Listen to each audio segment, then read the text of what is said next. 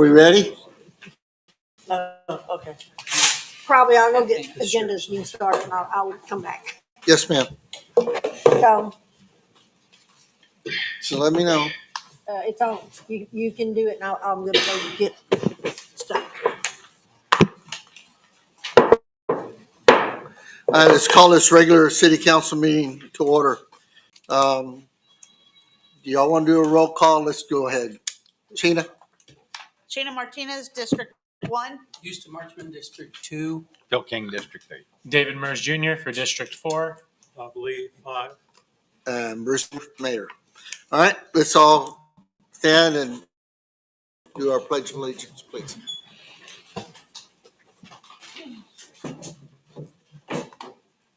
I pledge Allegiance to the flag of the United States of America and to the republic for which it stands, one nation, under God, with liberty and justice for all. Honor the Texas flag.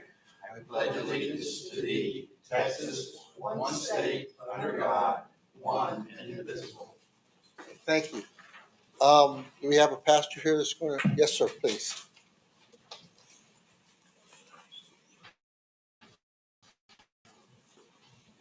Father, guidance comes from you. And if we as people need anything, we need guidance. So we ask, Father, that you would give this city council wisdom, unity, and peace so that this city can grow and be what you called them to be. If there's anybody here who has need of you, Father, open a way for them to meet you and to walk in you. I ask, Father, that you would set this council in a spirit of unity in Jesus' name. Amen. Amen. Amen. All right. Oh, could you please remove your hat, please? Thank you. Council meeting. Actually, it's in the city ordinance. It's in the city ordinance, really. Yes. I tried. Curl. Sorry, Curl. Sorry. Too.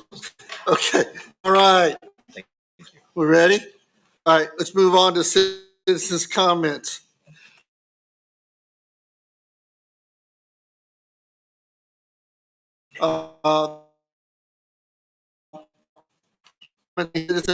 Speakers must address their comments to the presiding officer. Brad, you get 3 minutes. Yes, sir. Arnie DeLacy, 109 River Bluff, Castroville, 78009. Yes, sir. Real short. I just want to thank everybody that was involved in all the July 4th activities that all went off very well considering the changes we adjusted to for the weather. A lot of good comments. The crowds were good. Fireworks were good. And so just thank you guys as a city and everybody from the city staff and all the community that made it work.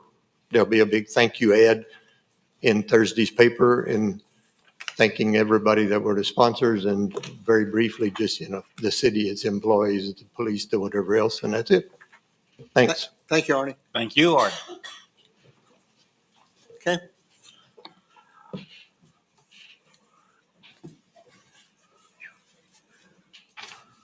Good evening, Priscilla Garrett, 702 Florence. For those of you who are against the UDO, I'd like to ask a question. Can you please give me 1 or 2 specific things in 2 or 3 sentences in the UDO that you do not agree with, although there might be more, and why you feel they could not be fixed or adjusted if we got them wrong and they didn't work? I don't understand why, to have sat through nearly 3 years of meetings, numerous meetings, interactions with the public, listening and then heeding their concerns by correcting and making changes, hearing staff emphasize the workability of the document, your resistance to approving it. Then let me know if you think those things, which could be fixed, are worth $530,000 or more of taxpayer money if the UDO is not approved. Thank you. Yes, ma'am. Thank you. Thank you. Okay. Is there anyone else would like to make citizens' comments?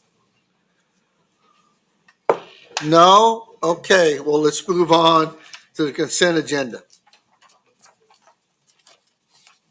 I would look for a motion or any comments.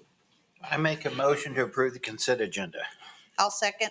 Motion made and second to approve the consent agenda, which is the minutes for the June 24th, 25 regular city council meeting.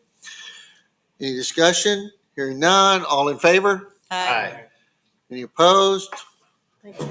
Nope, we're I'd good. like to abstain because I wasn't there. One abstention. Okay, thank you, David. Okay, we're gonna skip over the presentation right now because my understanding is they're on the way. Okay? And as soon as they get here, we'll come back to that. Okay? So let's go to the mayor's report. Woo-hoo. I guess that's me. First off, I want to say good evening, everybody, and thank you to everyone joining the city council meeting here in person and online. Your attendance and participation is important to keeping the citizens of Castroville informed of the items discussed and actions taken by your city council. Please continue to reach out to the city council members for your voting district, myself, or the city administrator if you have any issues of concern that you would like to be addressed. While I won't guarantee or promise you that the results you want or things that should be done the way you want them to be done will be done, I will promise you that every voice matters, and we will listen to your issues and do our best to address your questions and or concerns in accordance with the laws, ordinances, rules, and regulations and policies adopted by the city. Elected officials, as well as city staff and members of the advisory boards and commissions appointed by city council, are here to meet the needs of the citizens of Castroville. We will continue to be as open and transparent with all issues that come before the city as legally possible. I'd also like to take time to add to Arnie's thing to thank everybody that participated in the parade and the fireworks. Everyone, Arnie, especially to you, that helped put it all together. I know, where's Jonah? Jonah, he worked a lot on that because I was out there in the PD. I appreciate everything y'all have done. And we all look forward to next year's being bigger and better, a 250-year celebration. Yeah, already laid it down to you, right? All right. Today we had the second meeting with the city council and staff to discuss the FY 25-26 budget for the city. City council's been asked to consider a budget based on the needs of the city, based on revenue estimates that may not require an increase in fees or taxes. We're looking at other things that might do that, but we'll see how that goes. In the next meeting, we'll be talking about our utility system budgets. Okay. I remain hopeful that increases in these areas will continue to, increasing in revenues and such will continue to naturally occur as the city continues to grow without the need for current residences to pay increased taxes, fees, and utility rates to support new development. I'm asking City Council to adopt a budget that makes the city live within its means while providing service to our citizens at a reasonable price. Castroville has some of the highest utility rates in the county, and we need to do what we can to try to get control of those. While the city's overall tax rate has remained the same for the past few years, new debt has taken an increased portion of the overall rate, with a lower rate available for operations and maintenance expenses. We really need to work on getting more customers. The more the better. Get these developments filled up quickly. I remain hopeful that the City Council will provide the necessary funds to develop a proactive approach to maintaining the drainage system for the city currently has in place. History tells us that it can be done with the creation and reassignment, possibly of public works personnel, to maybe a 3-man street and drainage crew that cleans the bar ditches and cleans the silt lines on the roads, basic maintenance to help out that, but that all costs money, and we'll be looking at that in our upcoming budget. Last meeting, the City Council took action to appoint many individuals to advisory boards and commissions. Thank you for everyone that applied and all of those that got on the boards to provide service to the city on one of these boards and commissions. I look forward to working with each of you in your advisory roles and bringing your thoughts and recommendations to City Council for consideration and appropriate action. As many of you know, the city has multiple development agreements currently in effect and several others being discussed. We will have a future agenda item to provide a general overview to the public of each of these. My goal here is to make sure that all parties associated with each agreement are abiding by the terms and conditions of their agreements. While most, if not all, of these were done in executive session in the past, I believe that many of the components of these agreements probably should have been discussed in open forum, subject to public review. I'm asking that all proposed development agreements brought before the city to be forwarded to the Planning and Zoning Commission for a recommendation to City Council before the city enters into another development agreement. Other items that specifically require, only items that specifically require a closed session will be discussed within the city in an executive session of the council. All other issues that don't meet those requirements should be discussed openly with the public.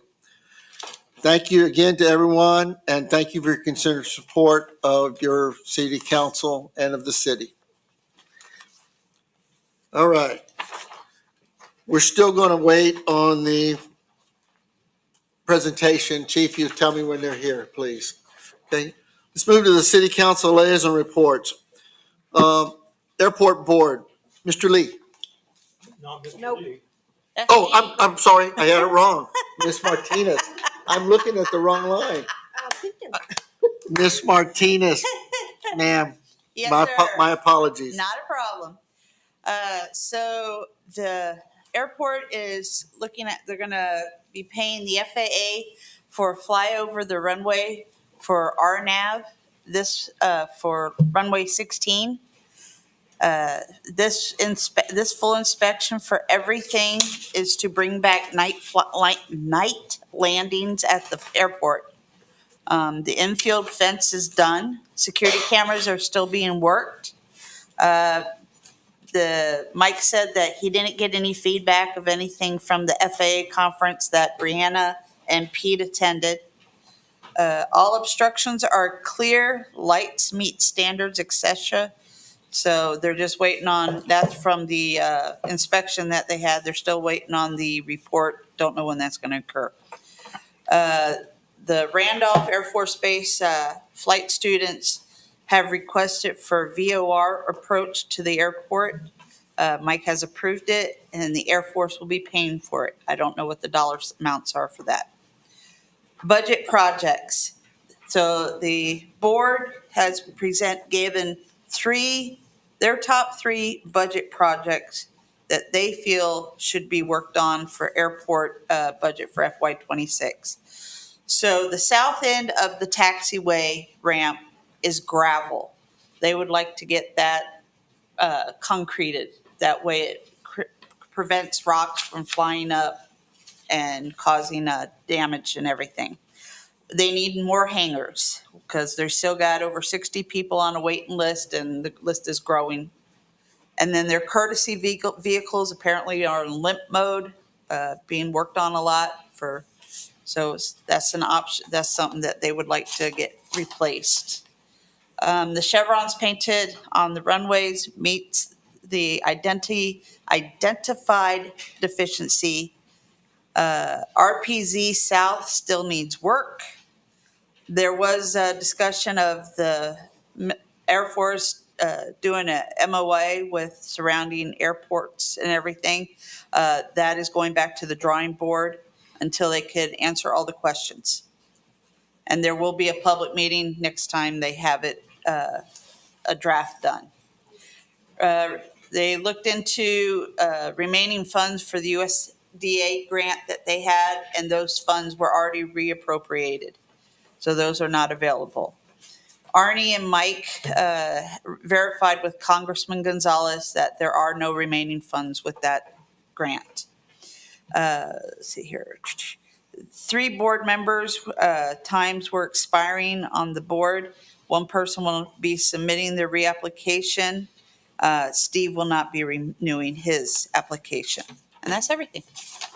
Okay, well, thank you very much. Yes, sir. Okay, let's go on to the Historic Landmark Commission. Mr. King. I actually wasn't there, but they had one case which they approved. Is Priscilla still out there? Yes, sir. She's hiding from me. I don't see her. She's in the Back, back, where she very back. normally sits. Behind John. You can't see Oh, her. John, behind John.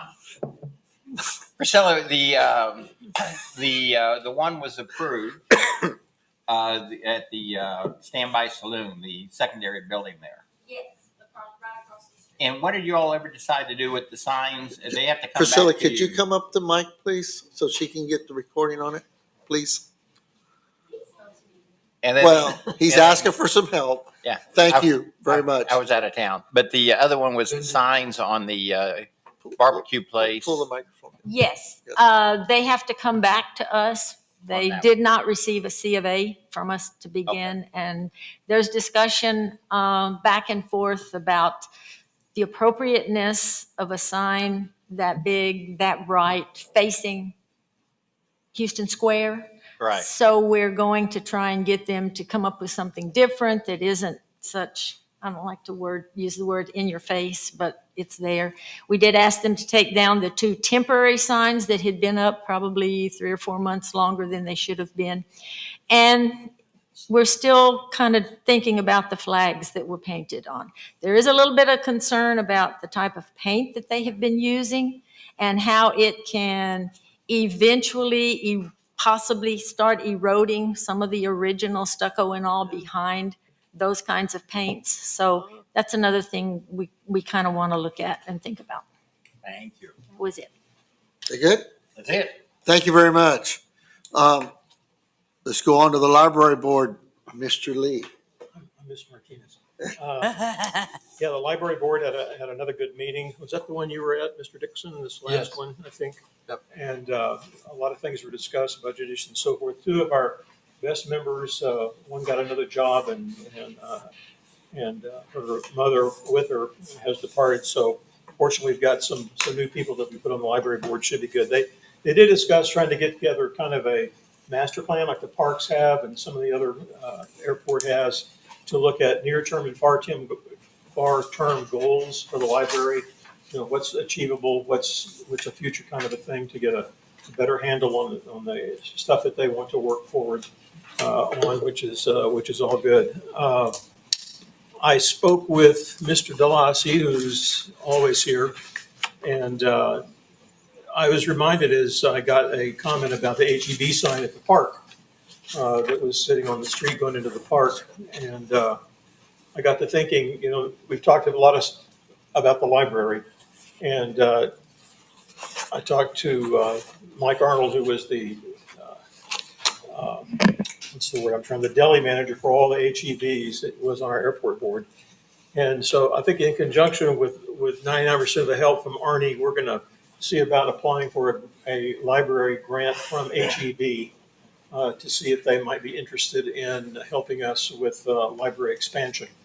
And there's a very rigid program you have to go through in order to meet those needs. But I think there's probably a good chance, since they are very, very interested in educational items and sports complexes of all things. So that's it from the library. You have a meeting Thursday.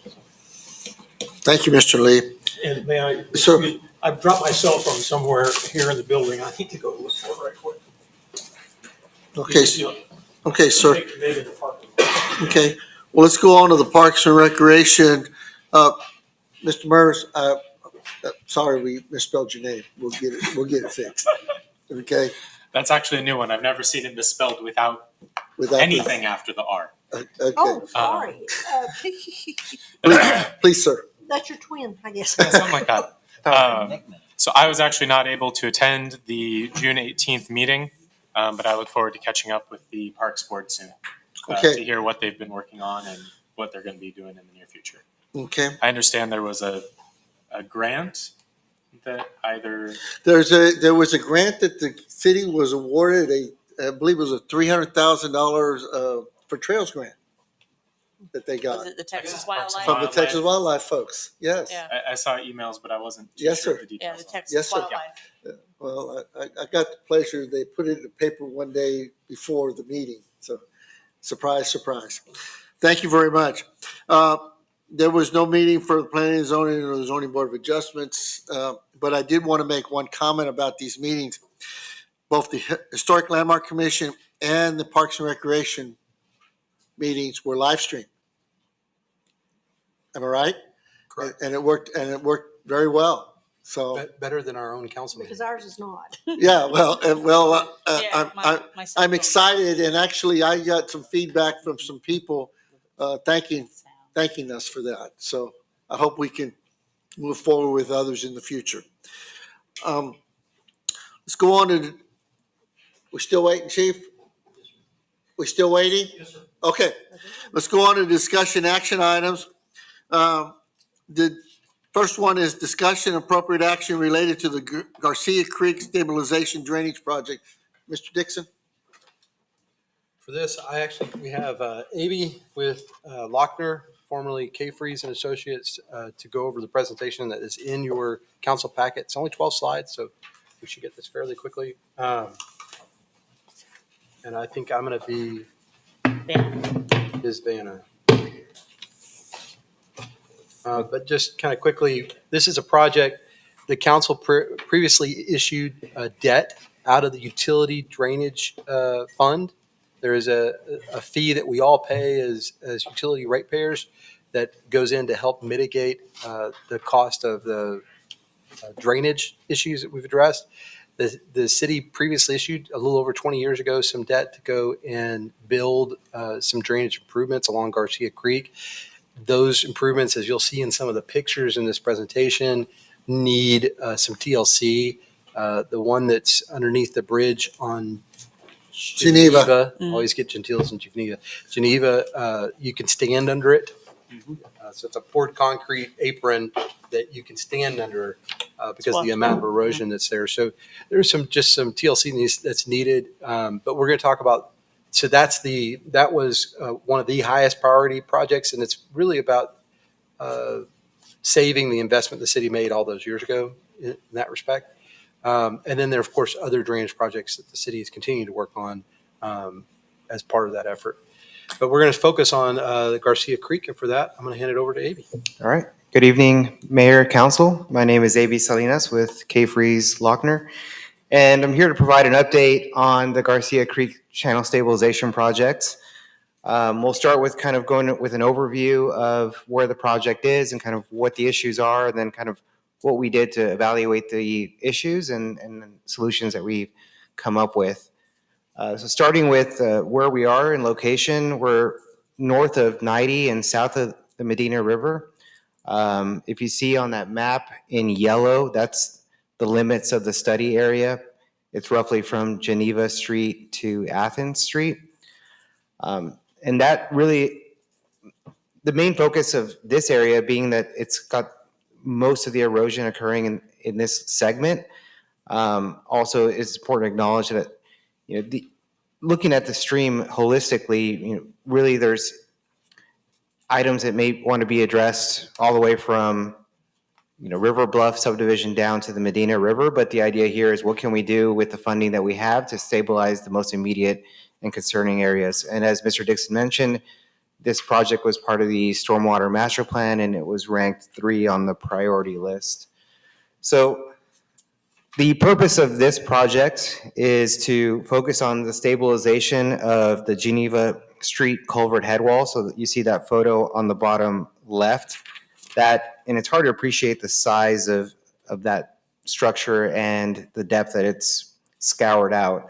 But right now, that concrete is kind of hanging in a cantilevered position. There's a water line that goes underneath it, and it's at risk of failing. And so kind of the more catastrophic situation would be that roadway washes out, water line, and all sorts of other property damages that may come with it. In the middle is a photo of the channel bank looking just downstream or towards the Medina River.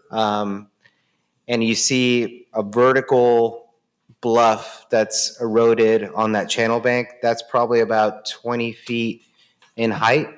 So it's really tall. And then the other area that we focused in on was that there's a side channel that's coming in from Athens Street, and that apron has started to erode and fallen over as well. And so these channel processes are going to continue to happen or evolve as time goes on. So this next slide, as far as the scope overview, our focus was on assessing existing conditions and understanding flows, the velocities, the shear stresses, essentially the erosion potential of this creek, kind of where is it going to be heading in the future, and then how do we stabilize the channel, also right-sizing it for the budget that we have.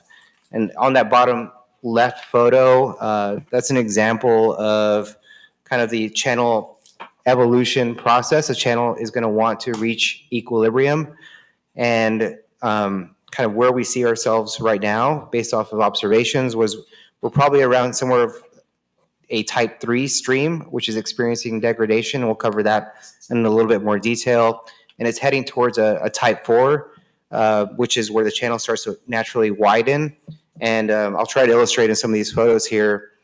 On that stage 4, you kind of see that on the bottom right of that bank where it's kind of scouring out underneath it. And then what's going to happen is that slope will slough off and continue to widen. And that's currently happening in some of these areas. So, and then the middle is just kind of depicting, we'll cover some of the analysis that we did.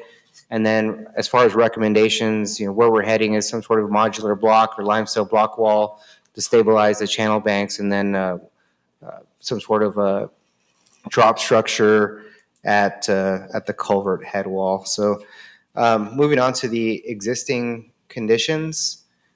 So this is intended to kind of illustrate what's happening in the channel, and it may be hard to see from the screen here, but on the left of that slide, if you can imagine, we're walking the creek, and we're walking from number 1 towards number 5, so we're going from downstream to upstream.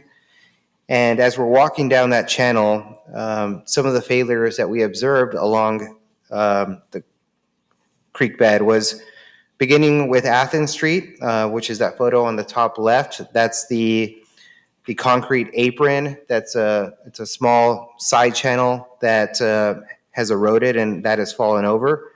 As you kind of walk a little bit further upstream around where the channel makes that bend on the outside area, there's a slope failure. It's gotten vertical and lower risk, being that side is where the city owns that property. And so if it continues to widen and erode, not a terrible thing.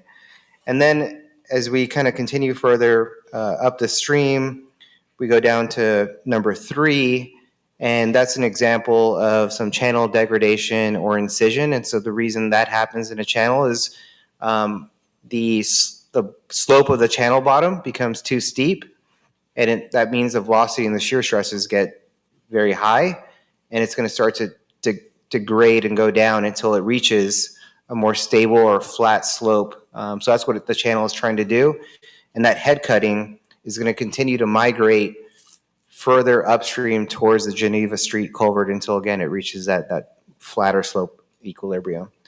Moving on to the next slide. We're continuing up the channel, and where you see on that top left 4A image, that's that overhanging bank. If you remember that slide earlier where we showed the stage 4 stage of the channel evolution process, that's an example of where it's heading into stage 4. So that cantilevered slope is going to eventually slough off, and it'll again widen. And on that side of the bank, there's a property with a residential structure, and it's going to be getting closer and closer to that structure. So that's certainly a big risk. And then as we get to number 5, that's where we have the culvert head wall and the erosion occurring down there. And it's a pretty steep drop if anybody's been out there and seen that. So those are the kind of the conditions that we're dealing with. And so that's what we were charged with evaluating. So the next thing that we did was we started to run some hydrology and hydraulic analysis on it. And so that means we looked at the contributing drainage area to this location. We ran the flows, and we ran a range of flows. We looked at the 2-year storm event, and we looked at the 100-year storm event. The reason being, with the 2-year is a 2-year is a much more common, frequent event that tends to become what they call a channel forming flow. And then we looked at the high end, the extreme event would be the 100-year, and just seeing what does that do as well. And so in this graphic that you see on the slide in blue, that's indicating depth of water in the creek.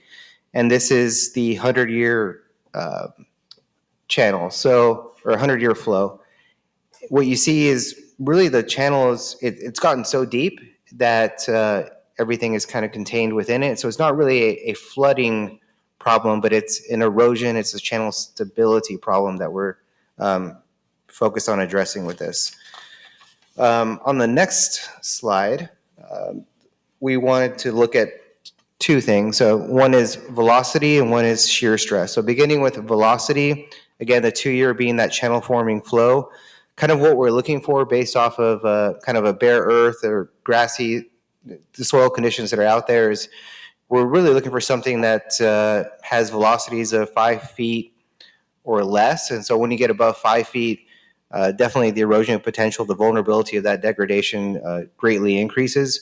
So this heat map that you see on the right, the way we color coded it was at basically up to 5, it's green, and then it starts to get yellow and then red as it gets higher. So you see some hot spots, some yellows and reds there around the Geneva Street culvert where we see that erosion. We see some yellows occurring kind of where we saw that kind of stage 4 erosion occurring, and then moving further down, that yellow and red is where we saw that head cutting, and then again yellow and red where we see that side channel on Athens Street. There's still some other yellows as we move looking further downstream towards the Medina River, but again we were focused on stabilizing this area as a priority, and then I think as a potential opportunity when we look at final design and construction is maybe putting in some smaller erosion protection measures further downstream just to kind of slow that process down. Moving to the next slide. All right, so now we're at the shear stresses. And so shear stress is basically measuring the force of water on the surface of the channel. It's expressed in pounds per square foot. And with this, we're looking at for roughly areas where the channel is less than 2 pounds per square foot. So shear stress is less than 2. If it's greater than 2, then that's when we start to see what we color coded the yellow and higher in this heat map. I think it's worth mentioning too that just because if you're below 2 and you're showing green, there's still a risk there because there is, these are kind of clay, sandy soils. And so some of these areas may not even be able to hold up to a 2 pound per square foot shear stress. Where we see those yellows and reds, again, kind of the similar spots where we see all of the major erosion occurring and kind of matches well with the velocity is we got hot spots around the Geneva Street culvert again where that head cutting is occurring about midstream and then on the side channel to Athens. Next slide. And so we were really challenged by the depth of the channel as it exists right now. So, we have 20-foot drops, and it's challenging in the sense that if we were wanting to lay back these slopes to just a natural condition, we typically look for a 3 feet run, 1 foot vertical rise, a 3-to-1 slope. To grade that back. If we were to grade that back at 20 feet depth or so, we're well into everybody's properties. So then that kind of led us down the path of we really need to look at a channel wall option to minimize that impact to the properties that surround this creek. And so we'll cover a little bit, or really we're going to focus on alternative 1, which is the one that we are recommending as part of this report, but we'll talk a little bit about the other 3 options, and if there's discussion we can certainly have that, and I can elaborate on some of those options. But starting with option 1, what we're looking at is a drop structure at Geneva Street, and so a drop structure is basically we're going to be putting in a concrete wing wall with a concrete bottom, and it's going to step down to where the existing channel bottom is.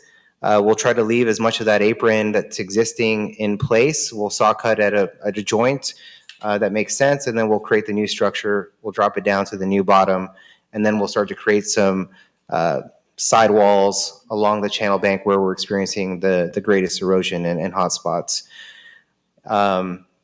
And then moving down to the Athens Street location, the plan is to reconstruct that side channel, and then we'll do some armoring of rock riprap in different areas. So that's the main scope of this option. And then with alternative 2, this is kind of a much more of a, I'll call it a Band-Aid option, where we're going to still stabilize the culvert at Geneva Street, but we're not going to do the walls. So the walls are still going to, the banks will still be very susceptible to erosion. We would be putting some rock riprap on the bottom, essentially just buying time. And then we started kind of looking for something that was a little bit more out of the box. And so we looked at the potential of, wow, you got this really deep channel. You could probably lay in a box pipe all along it, cover it back up, and then you have a smaller creek on top. And, so that's a possibility as well, but I think that one is significantly more expensive. And then finally, the last option was always still stabilizing that culvert head wall to protect that road. But what if you were to buy out those properties and deal with it that way? So those are the 4 options. And then moving to the next slide,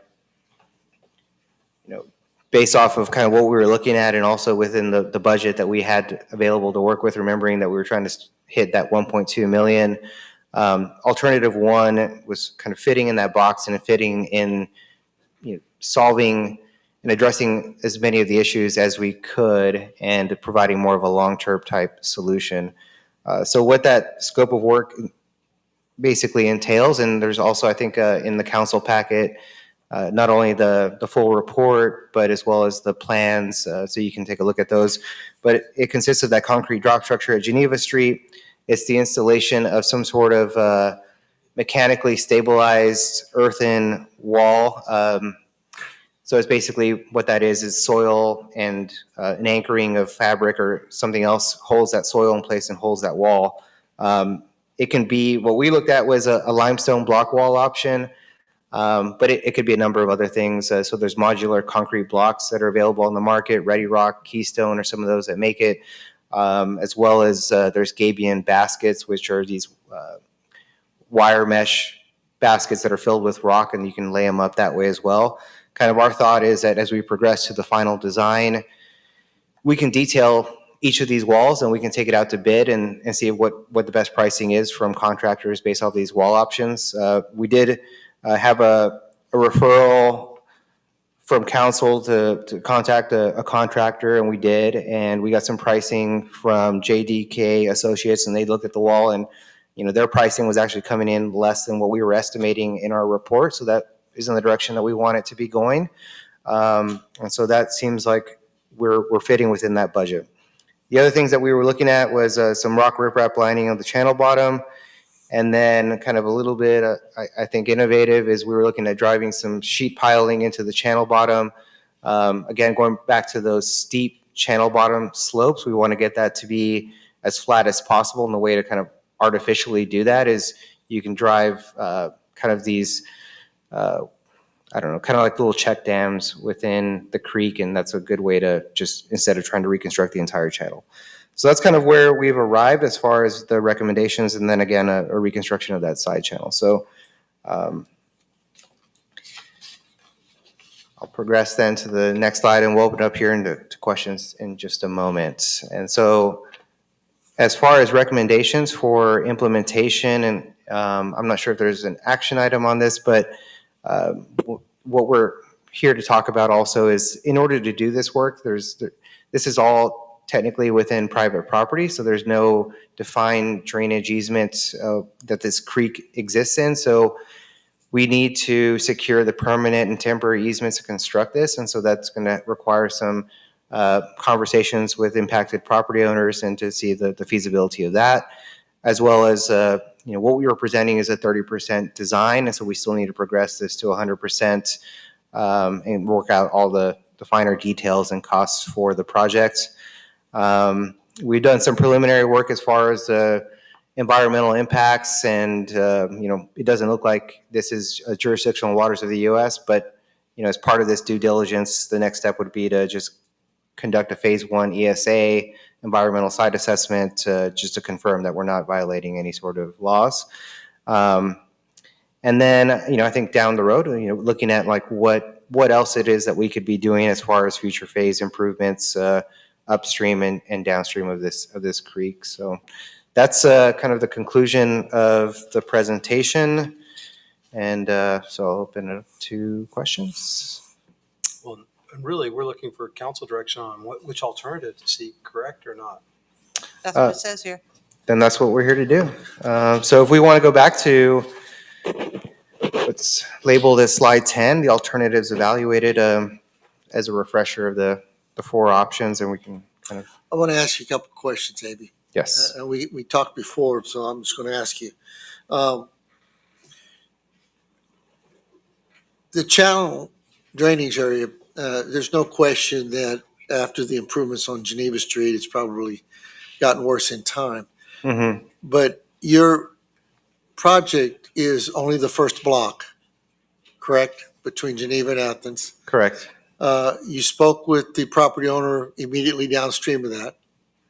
And he's lived there all his life. And that's the way it's been. Mm-hmm. And my question to you is, and I think I posed this before, any work, and I think you've addressed it, but any work that's planned for this one block, what's the impact it has on the rest of the project? Because that creek meanders and goes all the way to the river. Right. So one of the things that we're trying to preserve with the work that we're doing is the flow area in the channel, right? So if we were to reduce the width of the channel bottom, that means we're likely increasing the velocities and the shear stresses, and that's going to continue downstream, and that's going to increase the likelihood of erosion. So we're trying to, especially where we get on the downstream end, is mimic the existing characteristics of the channel so that we're not changing that geometry and maintaining those velocities when we finish. Yeah, I guess what I'm saying is I fully support some improvements in the area. There's no question about it. But we're biting into the middle of it. Mm-hmm. And I just don't want it to have any type of a negative impact upstream or downstream. That's the trick you have to work within. Right. Okay, so I just want to bring up. And I think we've addressed that. Okay. But yeah, there's Mother Nature. I just wanted to bring that up. Okay. Yes, sir. Ms. Martinez, please. It needs to be done. It really does. I mean, I take that way in and out of the neighborhood all the time. And with these rains and everything, more trees have started sliding in.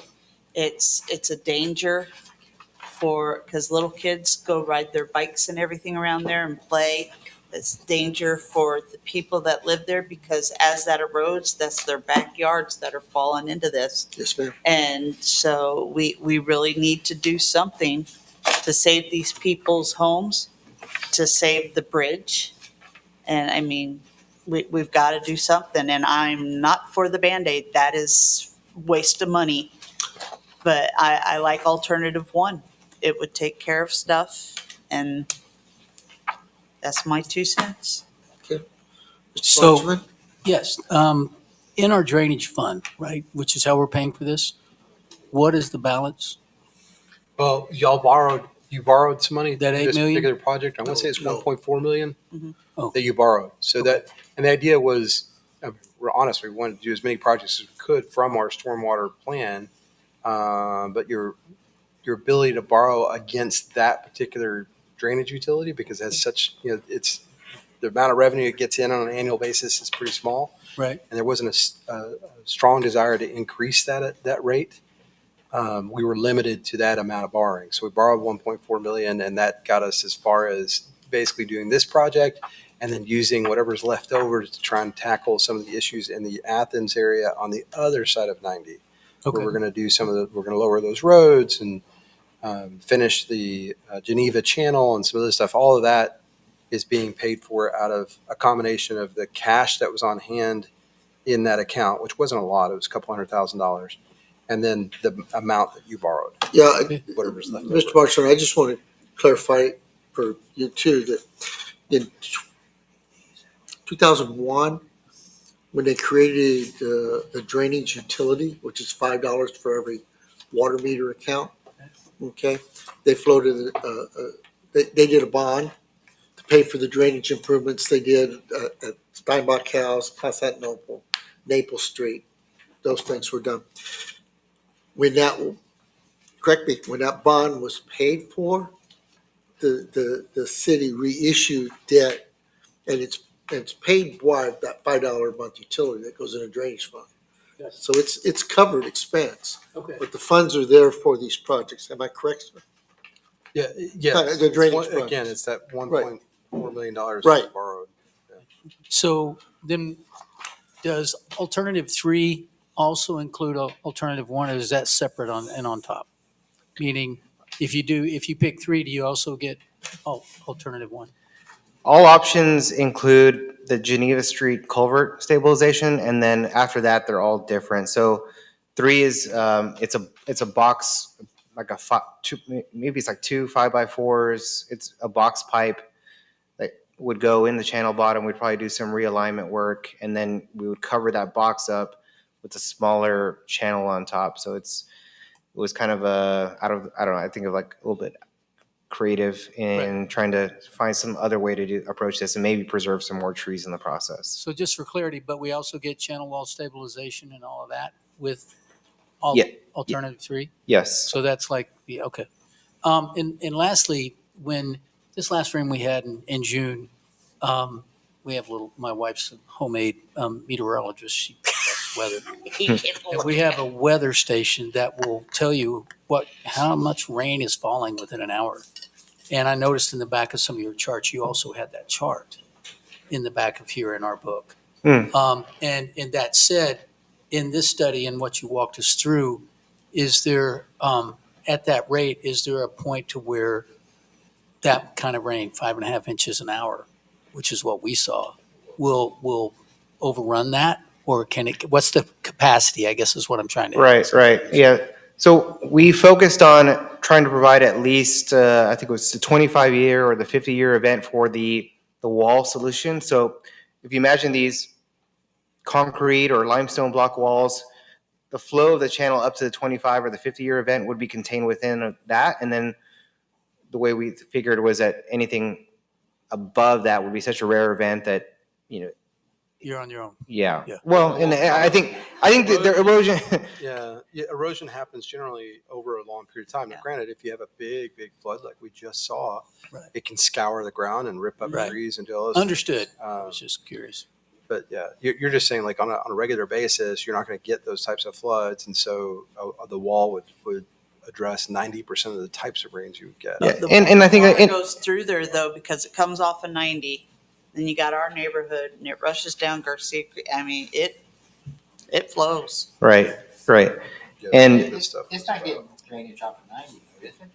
Yeah, it flows in, comes. I thought everything up there flowed to the south. I don't know if I don't know if there's a. Let me look at. It's There's a old piece Highway of 90 that. It goes 90 and then goes down the street behind the hotel, goes down where Casa Arroyo is, and there's a ditch that goes through your property and everything connects to Garcia Creek, and it flows to that bridge.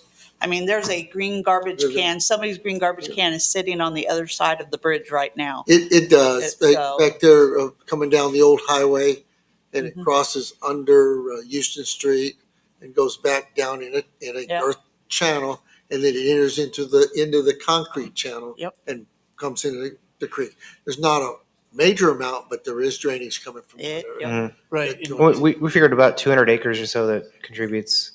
What I'm trying to say, it's not the volume as much as it's the rate and the speed at which it falls, which, it's going to be a rush. And that was my question. Thank you. Right. And the aim of this is to address that. Okay, excuse me, Mr. King. You mentioned the JDK that it reduced your estimate a little bit, but do these numbers reflect that, or? We did not. Okay, how big a number did they give you at the change in your estimate? Theirs was 250,000 lower, Oh. so I hope they're right. Right, well, that's what they said, they go do it, so I guess I think alternate one would be good, but I think there's ways to look at that, like you and I talked about earlier. I think, again, sheet pile walls are real expensive and causes things to shake, and people will feel it in their houses, and because especially those houses close by. But I think if we look at the design as we go along, I think we can shave more money off, not by cheapening it, just by making more efficient turns in there and everything. So I guess I'm in favor of alternate one, but with some careful review of the design as it moves forward. Yes, sir. Okay. Anything else, sir? That's it. Okay, Mr. Murs? I'm like option one. I think it looked good. I was just sort of curious because obviously there are landowners nearby and there are landowners not so nearby whose properties are contributing. Is there anything property owners upstream can do if they want to help the situation? Well, I think it's, if you can find ways to either hold water or increase infiltration onto your property, that would be a way to reduce the impact downstream. And I think being very careful with future development, there's still some undeveloped area in that watershed. And so we'd want to make sure that they mitigate any impacts. The big thing would be to reduce your impervious cover. Yes. So to the extent that there's impervious cover, if people are listening and want to make a change, look at your backyard, look how much impervious cover you have, and if there's any way to reduce that by replacing, for instance, paver stones with gravel or something else that can actually absorb water, rather than have it just run off or sheet flow off. That's just small changes they can make. And obviously, anybody who hasn't added those types of things to increase impervious cover, think 2 or 3 times before you do that, because you're going to add to the problem. If everybody wanted to put a 5,000-gallon containment tank off and collect the water off their roofs. Yeah. It would tremendously affect that, but that's an expensive option. But you could add rain. Our water bills are rain expensive. collection devices. Yeah. No, Anything else, sir? No, that's all. Thank you. Mr. Lee? Thank you. I'm tending toward option one. I had questions to Mr. Dixon. I'll talk up since I'm standing up here, so my wife will get it. If the development of the best property or any of those others would have an impact, like you were saying, downstream in the future, because you build houses on those many, many acres, even with impervious cover, if you get a significant rain, like we had a couple weeks ago, all bets are off.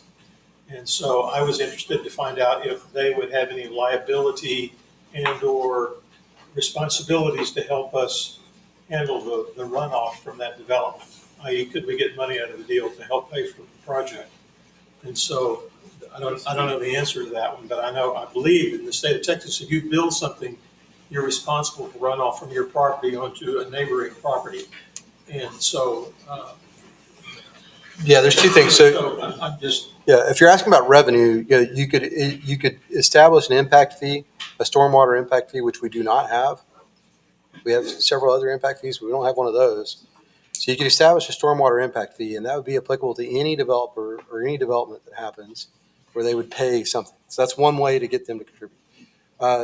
The other issue is it really comes down to how our code, and I know we've talked about this with Michael Persine, with Lochner, about as development occurs, especially in really flat areas, that we require them to do detention on their property as part of that. So this goes back to what our building code says they can and can't do to help mitigate and prevent them from, because the law is very clear, like you said, you can't impact your neighbor. And technically, every house that's been put in over time has had to prove that they weren't impacting their neighbor. But collectively, you could make a very, anecdotally, you can make the argument that there's 100% has been an impact because of the amount of impervious cover that has happened over time. Because on an individualized basis, the impact is nil or very close to it. But, collectively, it's not, it's more than that. So one of the things we could do is go back and look at our code and see what's required to try and not just prove that you didn't have an impact on your neighbor, but actually require that they do some type of greater mitigation on their own property. Okay, who owns the property of the creek itself? Who owns that property? It's, the creek itself is on private property. Okay. City property, a combination of city property and private property. Most of it's That's private. interesting. Most of it's private property. The reason I say that, Mr. Lee, is right out of the Geneva Street Road, the project they're doing right here, the first is on private property. And then where the siren is, or used to be, that's city lots where it turns on a corner right in there. So that till Athens Street. Then past Athens Street, it's private property until it gets to Algier Street. Then it's combination street and private property to the river.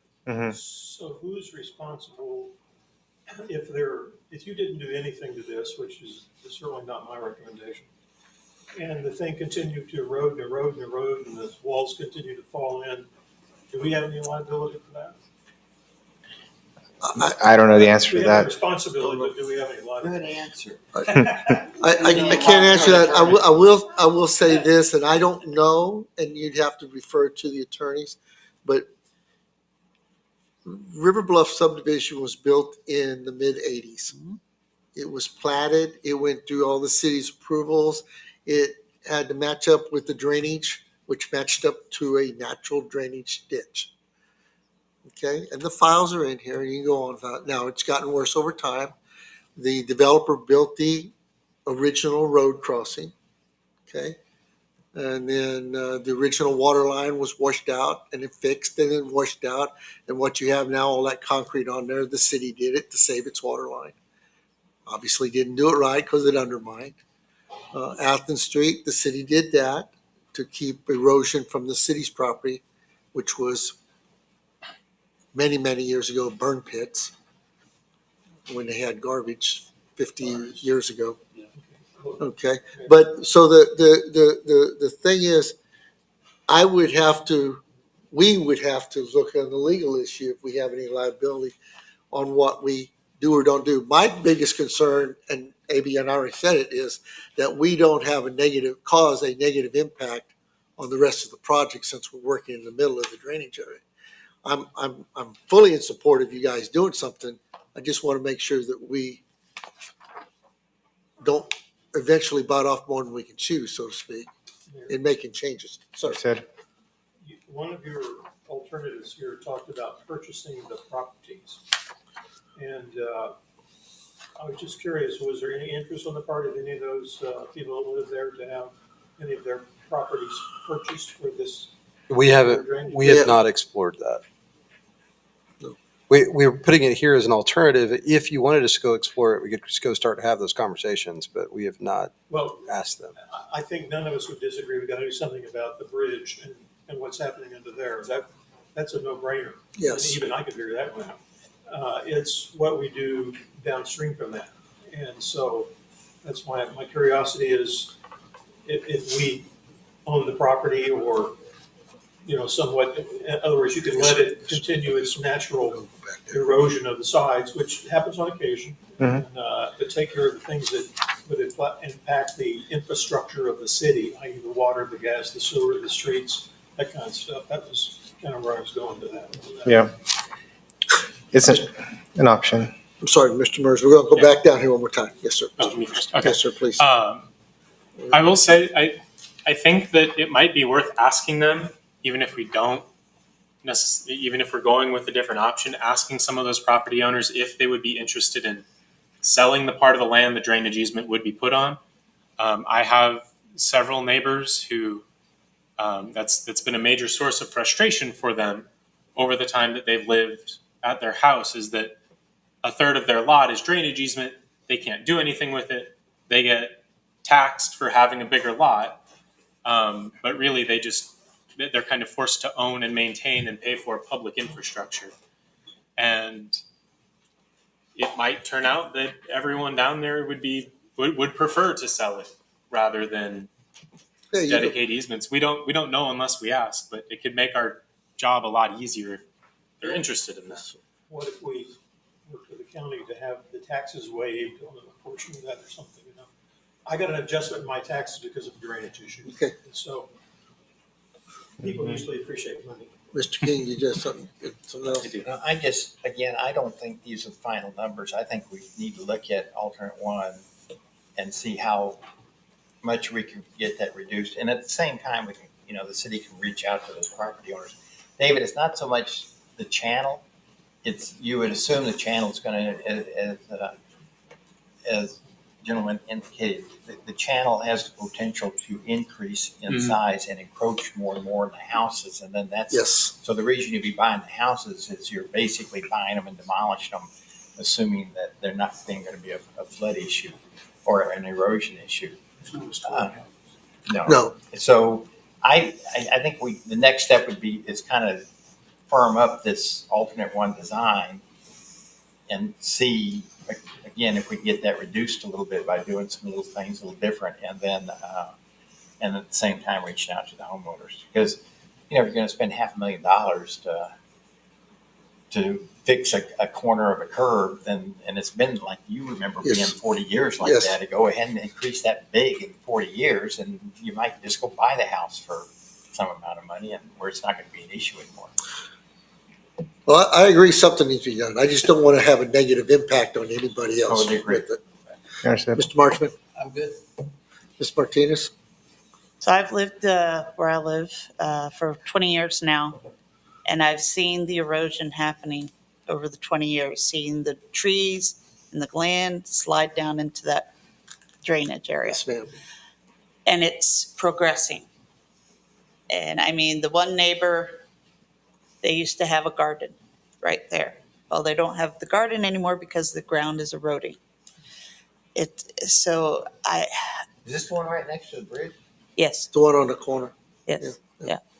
And that one, I think that one should have been done different, totally. So Years ago. it really needs to get taken care of.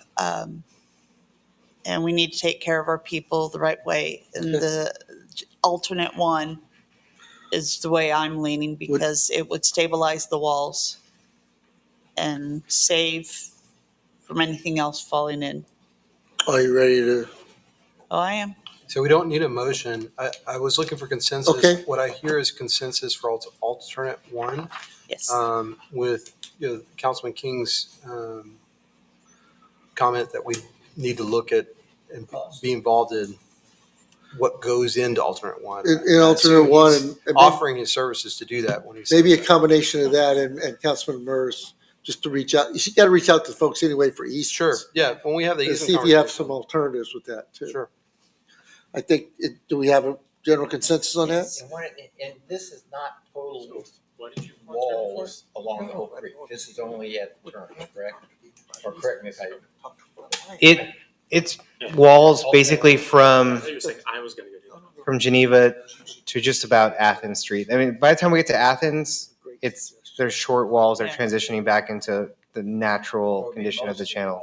Yeah. Yeah. And did you have fences on top of the walls? And the pricing that we got here, I think they had provided the sleeving for putting in fences. Yeah. Okay. We have it.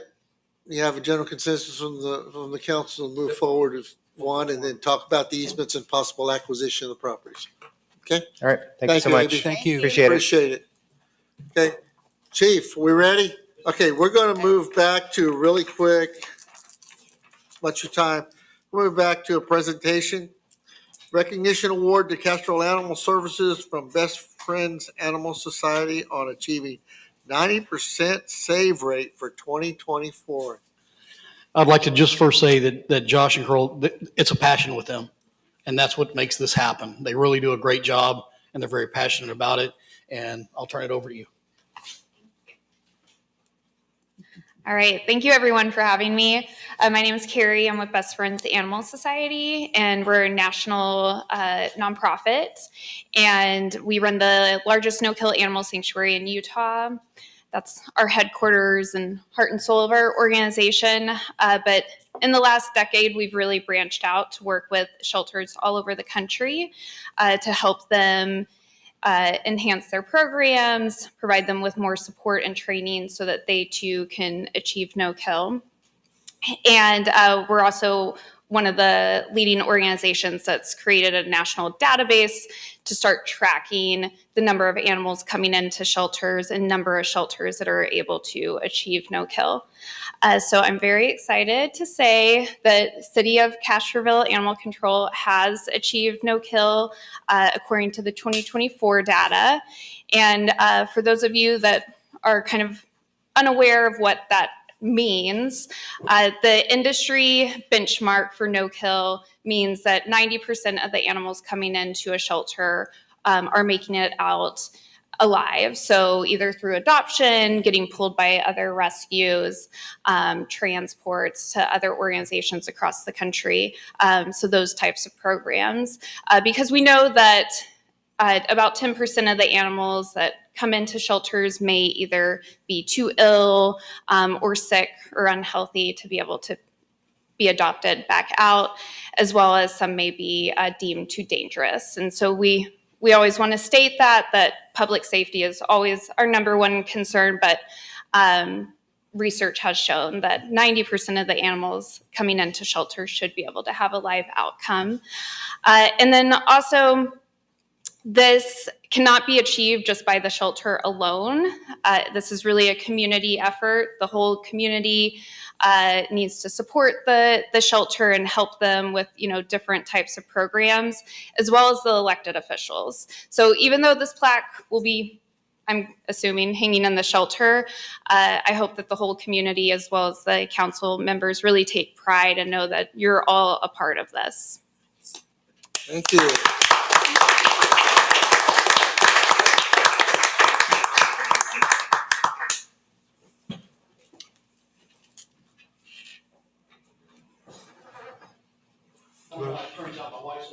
Stay there. Where's the official one? Do you want to have them go? Yeah. The wall? Let's get the mural in the background that way. That's the official mural. Yep. Josh, don't lift. The two dour looking guys. Yes, you're so welcome. Did you get one? Thank you for all you do. Way to go, Josh. Very good. Very good. Thank you, Josh. All right. Great job. Let's move on to item B on discussion action items. Discussion and possible action to award Hydro Resources Mid-Continent Incorporated to construct Package 1, Black Creek Well and Road Project. Before you start, Kevin, and this is Kevin Hunt with respect, I'm just going to say it even though it's not on there. For y'all that don't know, Russell Persine, local guy, Castroville, the one, Aggie, respect. This week, he was named as the Chief Operating Officer of Respect. That's a national engineering firm. Really? Yes, sir. Yes, sir. So we have some stroke there on a national level with our engineer. I just For us, he's going to be too busy then. well, he did tell me today. He said call him anytime. But Kevin does a great job too. Kevin, go ahead. Thank you. Kevin Hunt with Respect. Just going over kind of real quickly. Do you have the slides or no? Did you have a separate presentation? Yes, I sir. But apologize. Hold on. it's okay. I'm looking at. Just trying to make you look bad after all. It's okay. You can just imagine. Hey, I tried to kill some, I appreciate it. like statement. Kevin, you had the geotechnical report in yours and everything? Yes. Yeah, so yeah, it was in the packet, Scott. Okay. Well, that's the full. Yeah, that was a bigger package than just the slides. I'd given a condensed slide version, I guess, but Just say Russell approved it, that's all. yeah. Easier. Russell didn't send There it. wasn't one in there, right? I apologize, Kevin. What I have as backup for this particular item is I have the agenda action item, which is the council summary. I have Okay. attachment A, which is recommendation letter. And attachment B, which is Black Creek Package 1 Hydro Resource. I think that was the whole package. I don't have the Yeah, we presentation. don't Did you have send these that to me? slides. I did. Okay, Yeah, that but- is included, but I can go find it. It's okay. Wait, Just overview, I guess, what I was going to go over is the proposed improvements, the bid results, which I believe should be in the packet generally, recommendation, which is there was a letter that we had issued, the project schedule, and then the future package that's to come in the future. Yeah, you just sent that to me. That's your problem. You should have copied Jeanette and John And me. and Deborah. There it is. When you send it just to me, it's an issue. There it is. Yay. All right. All right. I apologize. So you're That's good. it. Yeah. I'll get it right next time. Slide 3, if you would. Is this what you wanted? Yeah, slide 3. I think so. Excuse me. Yeah. So the package 1 proposed well and access road project scope included 3,700 feet of a 16-foot wide all-weather access road, drill a new well and cap and prep for package 2, and then our estimate was 3.4 million. The original road, well, I'll get into it in a minute. 4 bids came in. Hydro Resources came in at 2.3 million. R.L. Jones at a little bit higher. They were very close. M5 at 2.5, and then Alsay came in at 3.5 million. Again, our estimate was 3.4. Part of the reason for that change was that we had reduced down the road length to connect into what's already being built out there today, and took a more direct alignment in coordination with the bidders that were coming out there. We also had direct coordination related to what they really needed for a section of road, as opposed to the section we had originally. We were able to back off of those criteria to then make it a more economical access path up for the drilling activities. And the recommendation is to award the contract in the amount of 2.3 million to Hydro Resources Mid-Continent with the planned schedule of 180 days, but it may proceed faster than that depending upon how things go.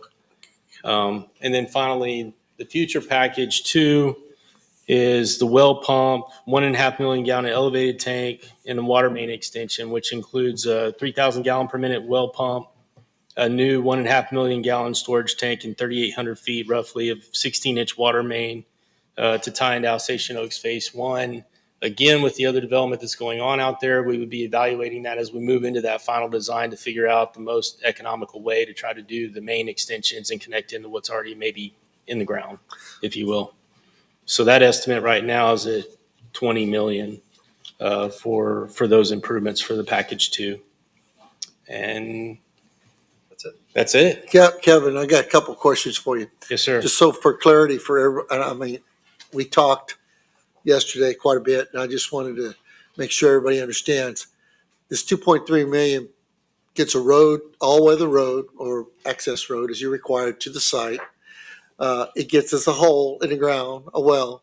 Correct. That with a test pump flow rate, so we got it. And then basically we set a cap on it until we get the other funding.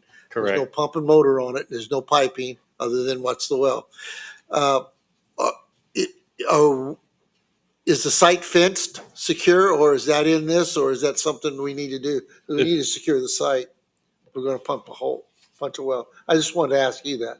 Is that in this? The fencing was really in package 2. Okay. So we had originally the thought process we're going to do one, then almost immediately package 2. Okay. Then we started looking at borrowing costs. Right. And decided to go to Texas Water Development Board. So you're right. We probably need to add fencing. I would encourage that for security purposes, if we're going to punt, what is it, 20-inch hole, 16-inch hole? 16 of them. 16-inch hole in the ground, that we need to secure the site. Until such time as we put the motor on there and the pipe. But it'll be capped. It'll be protected. Yeah, we still need, the fence is going to be needed. Okay, I just wanted to encourage that if that wasn't included. And the contractor, you've done all your due diligence, you're good with them. Correct. Yes. We reached out to references for all of the the bidders. And we actually had three responses on previous work and one current project that they're working on. One of their clients responded to us, and they were all favorable for Okay. the And hydro resources. and as much as reasonably can be thought of, you guys just know that this well is going to push this 2,000 gallons a minute. That's the intent. I know. I know. There's no guarantees in punching a hole in the ground. Mr. King, No questions, I'm happy. Mr. Mers, okay, Mr. Lee, I'm ready to make a motion. Can I, Ms. Martinez, Question. yes. I'll get right back to you, Mr. All Lee. right. The well, the elevated tank, whatever it is. Correct.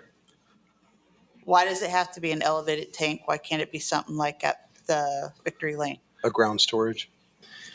The ground that the elevated is required. Once we reach to a certain point, number of connections, we have to have elevated in order to provide idea per is you TCQ don't- regulations. I'm asking this because I had some citizens approach me asking this question.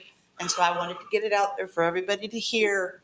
This is Yeah, why. so let me give you the reason. So it's not, it's because TCEQ tells us to, right? But the reason they tell us to is because if you were to lose power, Mhm. an elevated storage allows you to have all that pressure in the line without the need for a pump or some of the other aspects with that well. So we have the benefit of an elevated tank that's not really elevated, right? It's up on the That's hill. correct. On We have across the hill elevated tank. ground storage. Yeah. So That's a ground storage tank, but it's at an elevation that allows us to have that pressure. This, once you get over a certain number of connections, you need to have an elevated tank for those reasons. But the short answer is because we have to. TCQ says we have to, but the longer answer is because it's in the best interest of all of our utility, our water customers, to have that pressure, so that in the worst case scenario, you still have water pressure. And that's Fire- what I fire explained to and the everything else. citizens that asked me this question, but I wanted to get it out there, live stream, No, that's let okay. everybody know. We good? I'm good. I have one question for you, I Scott. was going to make a clarification. Go ahead. Yeah, I want one question for you. Yes. We're talking about a $3.5 million note, Yes. part of this. You come in at 2.3. Is that the number, right? 2.3? Correct. Come in at 2.3, add another 100 for the fencing. I know that's more than what the fencing might be. Are you going to recommend that, or are you going to recommend the full 3.5? And if so, what's the other $1 million going to be used for? Well, two things. We're probably going to talk to it's not 2 million, it's another million, 1.2 at most, Right. really 1.1, right? Right. I'm going to lean into Samco, our financial advisor, when they come back and tell us what the cost of issuance is and what we're actually getting and all that, because they're going to come back with some bids. And when they do, then we're going to decide how much we issue, whether we're going to issue the full $8 million the city authorized or not. Keep in mind, there's two things to think of. Okay. Number one, the amount borrowed is going to be paid by your ratepayers. Right. You only have a certain amount of capacity in the Right. general fund. Right. A general fund must pay its portion. Well, it should pay its portion with property tax. Sure. So we're kind of limited on how much you can issue there. This additional 1.2 would need to be on utility. Now, you have no shortage of projects in the utility system. No, I understand. There are sewer lines, some other things that are shovel ready, that are projects that we could go and use that money for. But what I would probably recommend, and again, I'm going to lean into Samco, is not borrowing more money than you absolutely need, because we're going to go do another borrowing through Texas Water Development Board for the elevated storage. And, you don't need to borrow, you just don't need to borrow more than you need. Well, I'm going to correct myself really quick. I don't want to get bogged down in that because the council said 8 and you have a list. This is only 2.3 of that list. Well, and I wanted Then to you can work through the list on other things. I got to correct myself. Okay. Well, but I want to clarify that because that was Sure. something you mentioned too. So you're right. The council said 8, and this is one of the things we were going to ask for in the motion tonight. Right. Was to clarify that if you look at the agenda summary form that accompanied that decision that you all made the other night, it specified that there was a list of general fund projects, but that the general fund borrowing would be between 3.5 and 4.5 million. That will depend on our cost of borrowing, what the interest rate is, et cetera, what our rating is, all of that. that's the maximum we can borrow for the general fund.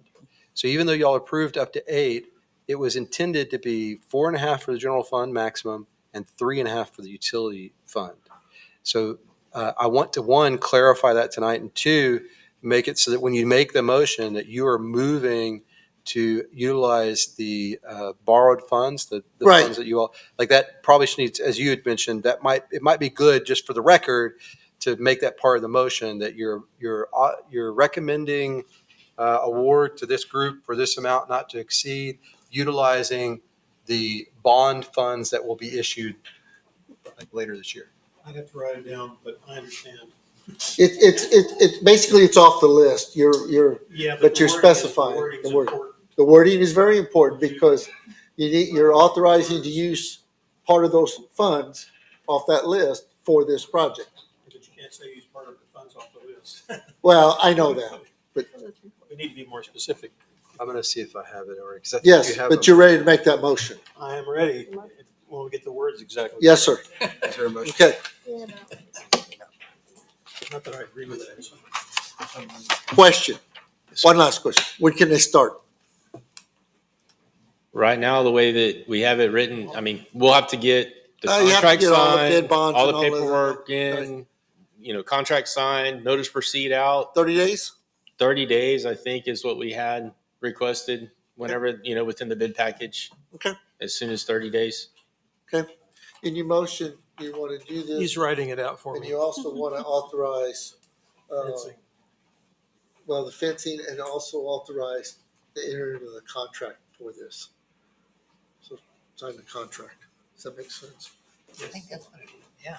Yeah, you're right. Part of the motion is in your packet. It's Mm-hmm. just he's finishing it up. Okay, good. The funding is what we're doing. Yeah.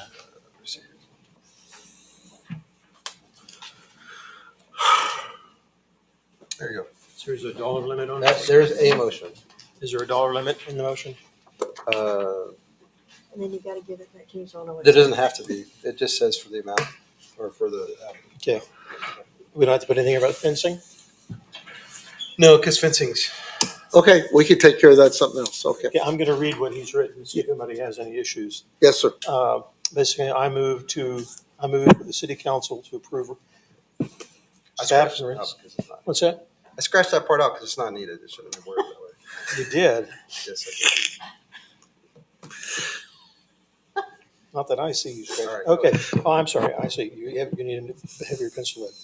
Okay, I move to approve staff and respects recommendation to award Hydro Resources Mid-Continent Incorporated to construct Package 1 Flat Creek Water Well and a road project using the bond funds that will be received in 2025. That sound okay to everybody? I second.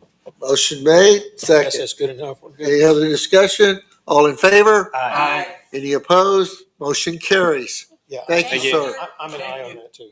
Yes, sir. Unanimous. Okay, let me get back up here to where I'm supposed to be. Give me just a moment, folks.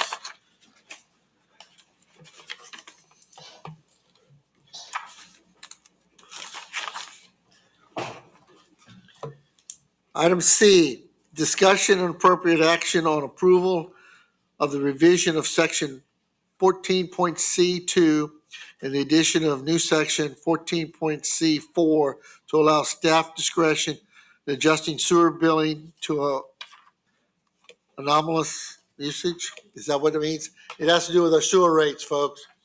Okay, Scott, would you take it from there, please? Sure. So this is following kind of the discussion that we had at the prior meeting. I told you at the prior meeting, I didn't think we'd have this ready by this meeting, but we did. So thank you very much to John and Jeanette in our Public Works for hammering this out. I know we also are trying to learn from our prior experience. In the past, council wanted to see in writing the changes. So the changes are there in red for the proposed addition. So this accomplishes two things. One, it changes it from, we're still going to use 4 months. Right. We're going to collect information for 4 months, but rather than using 3 to figure out what the average consumption is, we're only going to use 2. So you'll throw out the two highest and use the two lowest. Right. Then, again, based on council input and discussion at the last meeting, we added the following section, which I'll read. It says, staff discretion for sewer billing adjustments due to anomalous usage. In cases where a residential customer experiences an isolated leak or other verifiable short-term anomaly that results in abnormally high water consumption during the winter averaging period, city staff shall have the discretion to adjust the customer's wastewater charge calculation. And that's all it says, because we will look at how. You don't have to do it, but it gives you the Well, and there's a couple of different ways we go about adjusting it, right? Right. But one of the ways that we talked about in the past that will probably be something we look at is what has their historic usage been? Mhm. So for instance, if they were a 4, a 4, and then a 7, right? Well, we might say, okay, we'll just put you at a 4. That's what you've been for the last 5 years, whatever. In some cases, we didn't add that language, just to clarify, because we have new customers sometimes. Sometimes you don't have that history, so we just kind of left it open-ended. But where possible, I'm telling you all, where possible, our practice will be to go look at the historic usage and rely on that.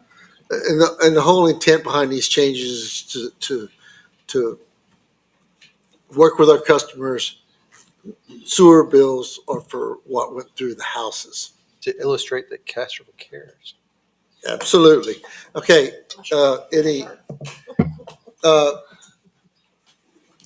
Councilman Martinez, do you have any comments? Nope. Ms. Marchman? No, sir. Mr. King? Mr. Mers? Nope. Mr. Lee? I do. I'd like to add in there that if staff makes an adjustment to a customer's utility bill, that at the next meeting, they just inform council of it. Oh, That way we can just keep track of it. staff report. I would just say we do that on a pretty routine basis already. We Right. do help Good, they'd be used to it. from time to time, but Okay, Just yeah, let we us wouldn't know. normally disclose that to council, but I can send it in a report. You have to be who it that'll work. is. Yeah, we can add that to our. I'm looking, any other discussion? Look for a motion. I make a motion as read. I'll second. Motion made, second. Do I need to read the motion, Deborah? Please. I'd say it wasn't read, Oh, so. okay. Now I gotta read this. Which one was this? Let's see. 10C. Okay. Motion made to approve the revision of section 14.C2 and the addition of new section 14.C4 to allow staff discretion in adjusting sewer billing due to anomalous usage. Motion made, seconded. Any discussion? Hearing none. All in favor? Aye. Any opposition? Hearing none. Motion carries. Thank you very much, folks, for Thank doing you. that. I think this was a good adjustment. This looks good. Okay, let's go to item D. Discussion and appropriate action to authorize the mayor to sign a contract for solid waste services with South Texas Refuse Disposal, STRD, with a commencement date of October 1, 2025. Okay. Mr. Lee. Mr. Lee, I communicated with Mr. Dixon a number of issues. Some were corrected, some were not. Still says 48 instead of 48 hours. But overall, I'm not in favor of approving this contract, even though we've already made an agreement. It turns out there's going to be more disruption to the commercial users than we were originally made aware of, as they try to swap out containers and so forth. I made a number of comments about, it's unclear to me, even after the discussion, exactly what happens to the recycling. You know, we really didn't get any information upon that one. I had issue with stuff being cut on your property and taken to the street. You know, I'm getting up there close to Moses, and I can't do it, but I can get a kid from the neighbor, but I gotta pay him, okay? And put the brush at the street. This doesn't allow that, okay? It doesn't allow that. But I'm already paying for that pickup, but I can't pay somebody, you know, X bucks to come get it, put it at the street for me, because the contract doesn't allow it. I know we probably wouldn't enforce it, but that would mean that, you know, wink and a nod. I didn't like the fact that, well, it says right here, page 16G, The contract requires a public notification 60 days before a service changeout, which means you have to let all the customers in the city understand that there's 2 months going to expire, and then it's going to go to a new contractor. Is that correct? That's what it says here in page 16G. Contract requires a public notification of 60 days before a service changeout. As to my point before, this was not given to us in the presentation. You know, it was, we're going to change this contract in a week and a half. Well, it was just not possible, nor did the contract they gave us make that even a possibility. Yet we didn't hear that. Okay. I think it's improved, but words on how customer complaints are handled, I'd like to see that it's clear to the citizens exactly who they contact with an issue. And that should be the city, because, you know, we're paying the city to administer this. And I'm still a little bit hazy on things like electronics. It does say TV, but it doesn't say other things that have batteries and so forth. But it does have the words in there that says on page 16, top of 17, contractor has no obligation to collect hazardous, infectious, and special waste, some of which covers things with, you know, electronic items. But it's still in there. I did not like commercial customers, if they do not, or any customer, if they cannot get the services required by the contract, they are free to go to their own sources or whatever else and find someone to pick up their trash. I say that's absolute baloney.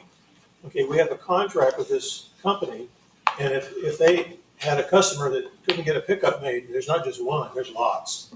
Okay, because they couldn't get the vehicles here. And so I'm going, why should the customer be responsible for going out to try to contact somebody to pick up their trash? It doesn't make any sense to me. We have a contract with this company. They should be responsible for that, not us. Yes, Mr. King, before I. No, just when you're finished, I'm asking the mayor to go next. Yes, sir. Back in the list of services, a number of things are covered, but some are not. They're covered in the text, but they're not covered in the list of services in the back, such as frequency of bulky or brush pickup. And I'm wondering, can I get bulky and brush pickup each month? Hard to say.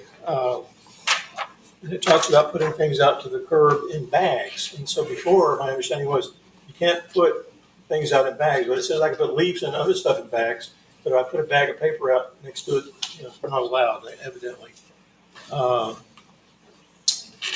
And I asked a question about what about, you know, it says they'll pick up hazardous waste, but it doesn't say anything about how you handle that. I mean, I've got old paints, some are oil-based paints, some are latex paints, other, you know, chemicals you use for refinishing furniture and household items. Those are considered hazardous waste. And so with our current contract, you contacted them, they brought you a special container to put that in because it had to have special handling. Don't see one single solitary thing in this contract about that. I think that's my 2 bits. I didn't think it was well. Oh, one more. It says we will give free solid waste services to the ball fields at the airport. I think that's absolutely wrong. They're a customer. They pay their water bill and other things. They ought to pay, because they collect money for their services, they ought to pay for collection of waste stuff. Okay, and they're going to generate a lot of it. And so I think instead of having the contractor soak that up or us, they ought to be paying for that. Okay. And that's my 2 bits. Thank you. Mr. King? Start over with one question, Scott. Scott, currently, are they getting free waste pickup at the ball fields? I think so. I don't remember. I thought we changed that, but I guess if I would agree, whatever is currently occurring, that would occur in the new contract. That this goes from 6 cubic yards with our current contract to 8 cubic yards for bulk and brush. Plus, you can call in at any time, and within 36 hours they come pick it up. Right now, we have to hold it in the back of our yards and then put it up on the street the 3rd week of the month, so they'll pick it up on the 4th week of the month. This is tremendously better than what we have now. You can put your trash out there, and right now you can only put your trash can out there to pick up trash. You can't put any leaves out there at all, bags or anything. It won't pick up anything on the ground. Now you can put up to 5 bags, and he even told us, you know, that's just, we don't want people to have 30 bags out there. But they'll pick up bags plus the trash can weekly, which is far better than what we have now. So to me, this is just no way that you can even compare this to what we have now. This is far, far better service. Some things do need to be ironed out. They, as a collector, need to get rid of hazardous and contaminated waste. I think this is contaminated waste. But that, just like waste management does it, they're going to do the same thing. They just need to tell us how they're going to do it. I've talked to other cities, other people in other cities that use them, and they just think they're tremendous. So I still support our decision to go with them. And other than these little items we talked about, that's it. Okay. Is that a motion? Ms. Martinez, did you have anything? Nope. Mr. Murs? Nope, I said everything I wanted to last time. Mr. Marchman? No, sir. Okay. And I don't have anything either. So is there any further discussion? Hearing none, I'd entertain a motion. I make a motion, it's so red. You give it to me and I'll read it. It's real short. It's right there. There it is, right there. I authorize the mayor to sign the contract with STRD as proposed with the possible revisions as discussed with Scott, which includes the ball fields collection that remain the same as it is now, and better clarification on the hazardous contaminated waste pickup. And did we have to make, or we resolve the issue about the recycles? We resolved all that. It's resolved in here. Okay, yes. good. In the contract. 48 hour. Motion made, second. I'm sorry, who said it? The second. did. Okay. Okay, any further discussion? Yes, what Mr. King. Yes, sir. What Mr. King is saying is that the contract continue what's currently being done at the ball fields. Correct, Mr. King? Yes. Okay. Can I ask a question? I want to ask a question about the ball fields. We're talking about Little League ball fields. Does the contractor, they work separately with commercial accounts, am I correct, with dumpsters, not through the city admin? Currently, now in the Currently, past, so Waste management, yeah. yeah, in the past, the city handled all of it. Okay, With waste management, because of the some of the issues we were having in communicating those issues, okay, it was kind of like the middleman. okay, Who came between waste management would tell us something, and we go tell Right. the customer, and then the customer Right. would tell us, and then we tell waste management. right, And we got to the point where we decided mutually to just cut out the middleman, and they took over the commercial accounts okay, because they felt like they could communicate better with those customers, and they did. I think it got better. But under this proposed contract, we'll take it all back. We're just like we used to do 3 years ago. okay. We will. We take it all back. We'll manage the commercial ones. We get a bill, and then whatever we have the markup on them, go from there. Correct. And we'll handle all the customer service related issues. Now they have offered, STRD has offered to also handle customer service related issues, but we prefer to know when where possible, we want to know when people are calling in or having issues so we can also help get those resolved. So we intend to do a lot of that, but the contract requires them to do it because we want to, that's a protection for the city. Okay, so if STRD makes a business decision to donate the service to the Little League, Which I believe is what waste management may have done. I believe that was it. So if that's the case, then that's a business decision on their part. Correct. The only difference would be if the city wanted to hold to it, would be the admin fee the city tacks onto it, Potentially. potentially. But they've made a business decision not to charge them. Yeah. That's the way I'm hearing Now, it. our admin fee is a percentage of collection. So if you they follow pay me zero, what I'm I know getting exactly at? what you're talking about. That's So- why I say whatever the So current. if I if think that's, I think you're right. I'm almost positive that the way they got, if they have trash service, which I vaguely recall that they may, it was because they approached waste management agreed to do it. It was their decision. well, I just want to confirm that because I want to make sure that we're all Yeah. straight, but that's a business decision on their part. Right? Correct. Oh, thank you. No. Okay, Well, it is, It except is I a- seem to recall with waste management, okay, because they give us free things. They Yeah, give us yes. Free things for the city, and then they had this whole list of Right. free things. And that's what I can't exactly remember I remember this discussion about the ball fields, and that's what I said, whatever's going on. whatever's treated the same, yes. And by the way, the other thing that Yes. Councilman Lee said is, as a contractor, I've hired these things in waste management, the big bulk Yes. drop-offs. Yes. And if STRD says, man, can't get a rollout out there till next week, any contractor in the world will say, that's great, I'll go get my own because they can get them cheaper. Sure. So, yeah, so right now, they really don't like being forced to use the city's one. But the reason the city does that is we know that who they're going to use is reputable and it's going to go to the right location. Okay. No, we have a motion, we have a second to approve the contract. All in favor? Aye. Any opposed? Okay, motion is carried. We will sign the contract. Thank you, sir. Yeah, our representative. Now, if you wanted to say something, go right ahead.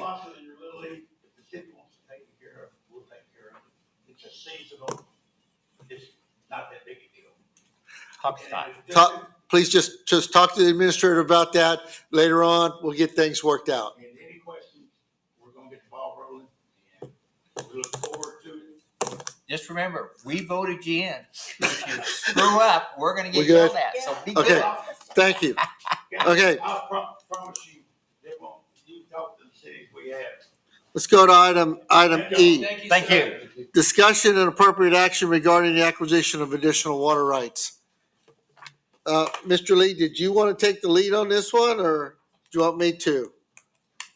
Yes. Okay, wonderful. Which answer is that? Wait, which one? Yes to which one? Which one? I'm sorry. This is my strange sense of humor. I know. We collect money for water acquisition. We have money for water acquisition. It'll buy us 32 acre feet, regardless of whether the charts show that we need the water right now. It ain't getting any cheaper. If we don't think we need to do this ever again in the future, then let's just disestablish the water acquisition fund. But if we have a water acquisition fund in order to get additional resources to help cover us in the future, then by golly, let's spend the money that the taxpayers have been paying for the water and get 32 acre feet or whatever it is. Okay, End of story. all right. What were you going to say? Well, what I was going to say is, I agree we should get as much as we can with our funds now. What I brought up was a little different. The prepaid water lease we have at the airport, and I know the council decision was to lease that for 10 years. I'm still I haven't seen the agreement.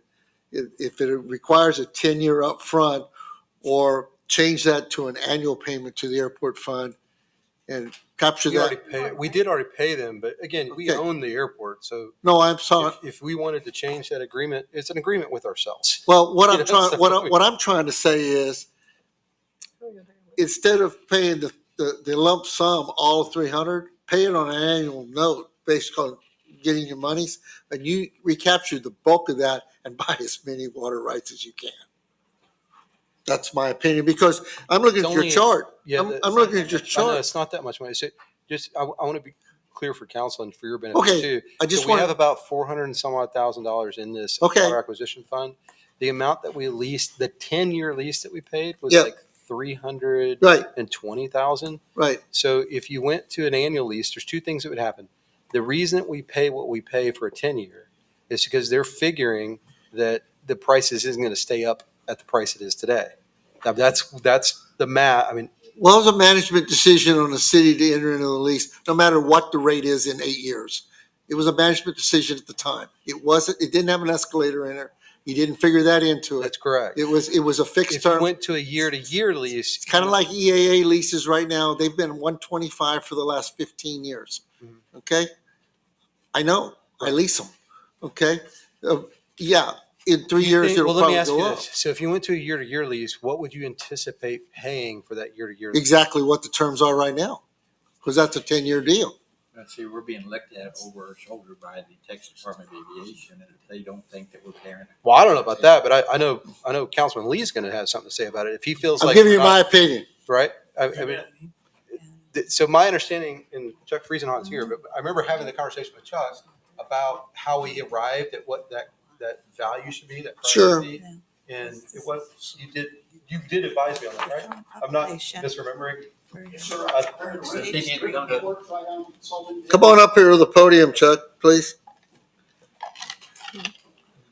That way we can. Identify yourself so we can, Be sure to tell talk them to their you. name. Chuck Friesen, well, Trigon it's Consulting. actually to buy water rights, so I'm looking for money to buy water rights. Okay. Sir, So the previous 10-year lease was $136 per acre foot annually. And Scott, Brianna asked me to look into what the current rate should be. This was a couple of years ago. And I conferred with a whole range of folks, including conversations with you, Mr. Mayor, yes, sir. with East Medina. And the range was $125 to $160 per acre foot. Okay. Okay. And our conversation, as well as my conversation with someone from the EAA, Tom Rohde, lawyer in Honda, who Yes. brokered a lot of water deals. And the recommendation, as I recall, was 140 a year. Okay. It had been 136 before, and a concern, I recall when that was put in place, was that rate was going to go up and it wouldn't fit anymore. Well, over the course of that 10-year period, the rate was quite stable. Can I ask you a question? So Sure. you might have been about to answer this, but if we were to switch to a year-to-year lease, how would that impact what we're paying? Would you anticipate that to go up? Or and grant, again, keeping in mind, this is an agreement with ourselves. I understand. So we can kind of decide the terms because it's our agreement, but that agreement is going to be put to public scrutiny and to, in some cases, federal scrutiny, because it's really the FAA is going to look to make sure that the airport's getting fair value. Right. So that's kind of what this boils down to. We always try to keep, even though we know we're bartering with ourselves, we try to keep things, fair. Sure. No, I got it. Defensible is really the thing, is I got it. defensible. And that's why we get Trigon to write us a report, because then we have this, hey, here's this letter, this is what it says we should have paid. So going back to that question, what would you expect us to pay? So part of the analysis that Trigon did was to project ahead 10 years and what is the likelihood of this changing, of this inflating, okay? And that was part of the discussion with all the contacts that we had. And all indications were this is pretty stable.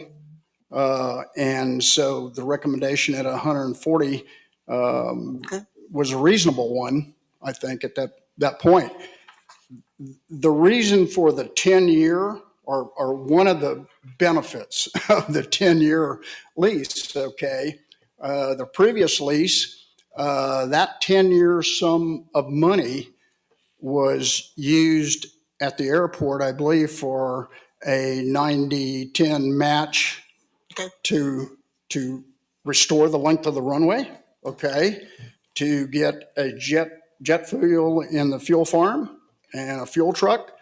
So the thinking there was, all right, a 10-year lease will generate a sum of money that can be put to good use at the airport. And so I believe that was, part of the situation with this lease as well.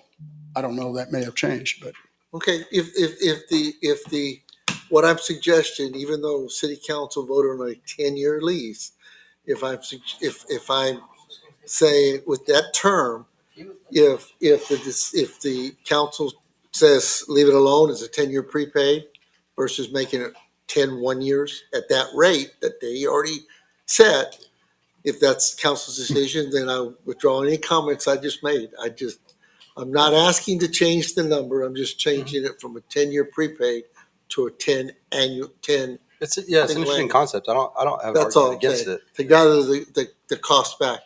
That's all. Okay. What Bob is talking about is changing, is buying the water as much as we can with the money we have. You have any comments? No, everybody gets a shot before you come back. Oh, okay. Then It's the way it's supposed to work. I guess. We'll call it. I don't know who you were pointing at. You. Was it me? Would you like to comment? Yes, I'd like to comment. Thank you, Chuck. I'm not the biggest fan of the airport, but I think that I do not. My check. There goes my thoughts. Thank you. I do not think we need to revisit the deal we made with the airport to try and extract every single future dollar value out of it. Okay. I think that would be a little unfair to the people who spend so much time and effort invested out there. Yes. As far as acquiring additional water rights, I agree that we should go buy additional water rights. At this time, I do not think I would support the idea. And I don't know what was discussed last time, but several meetings ago, the possibility of leveraging this account to borrow money to buy water rights was raised. I would not support that idea at this time. I think that's off the table for now. I'm not sure. Mr. King?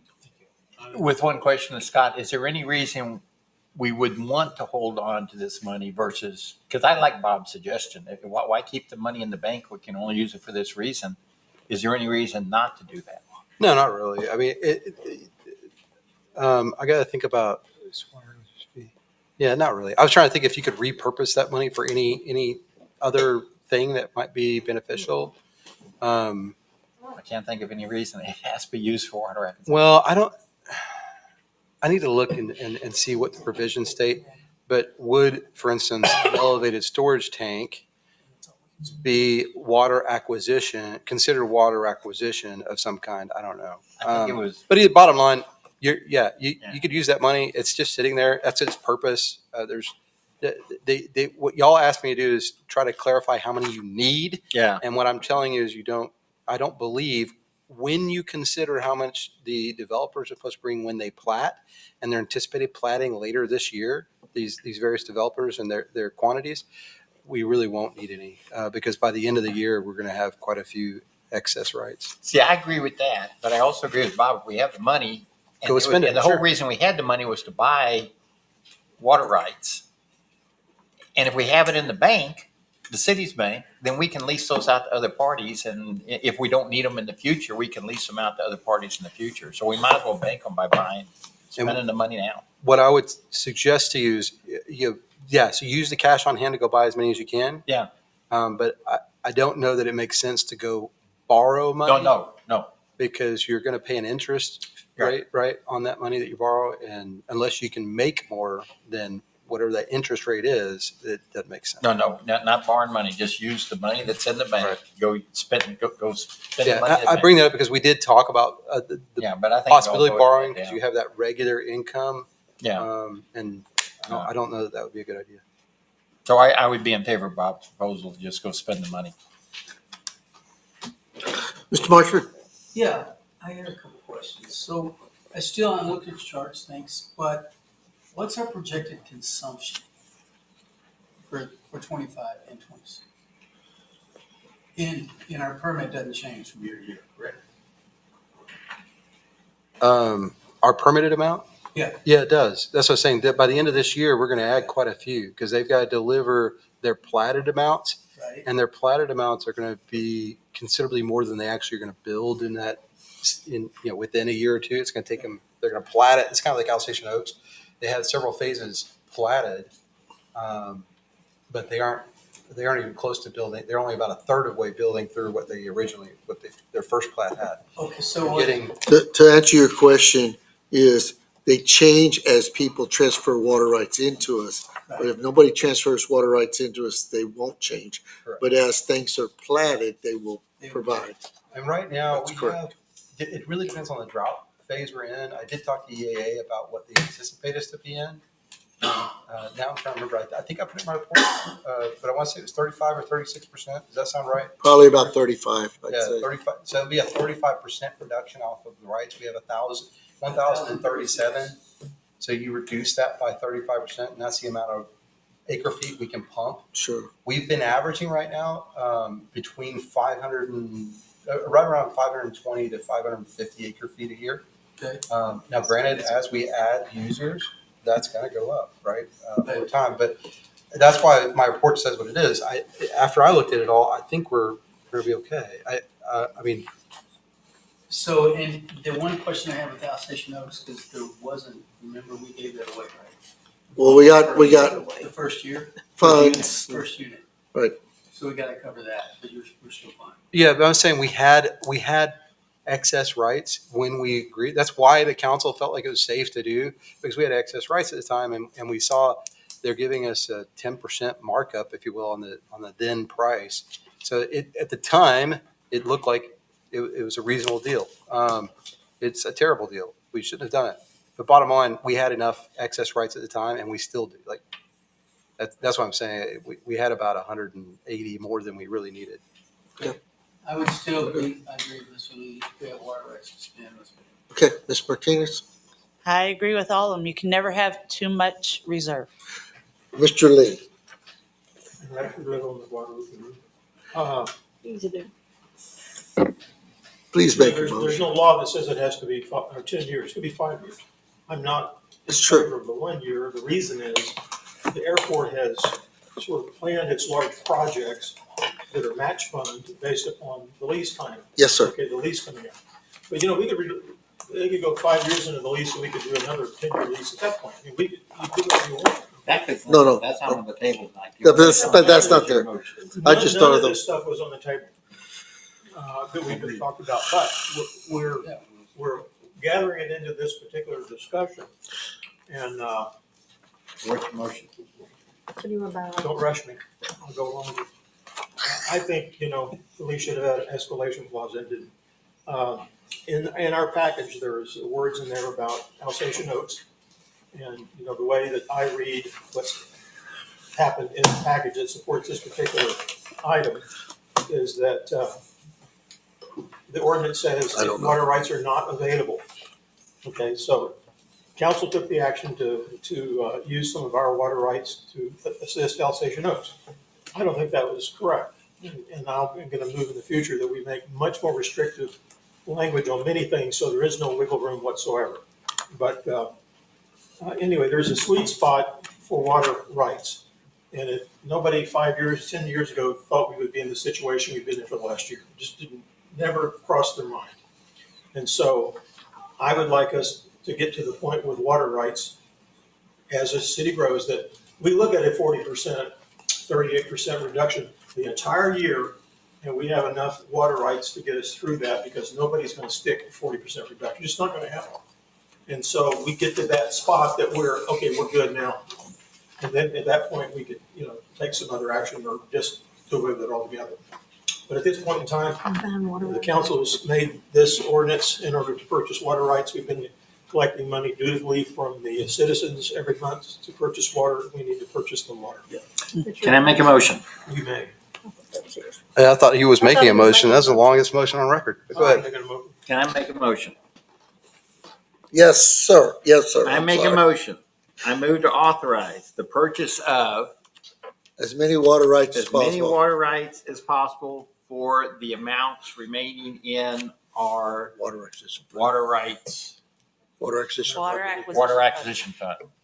You got that? Got it. I'll second. A motion made in second, to use our funds in the water acquisition fund to buy as many water rights as we possibly can. All in favor? Aye. Any opposition? Hearing none, motion carries. Thank you. All right, let's move on to item F. Discussion and appropriate action to authorize the city administrator to negotiate a contract for the design of the city hall project. I will go really quick and tell y'all that we had it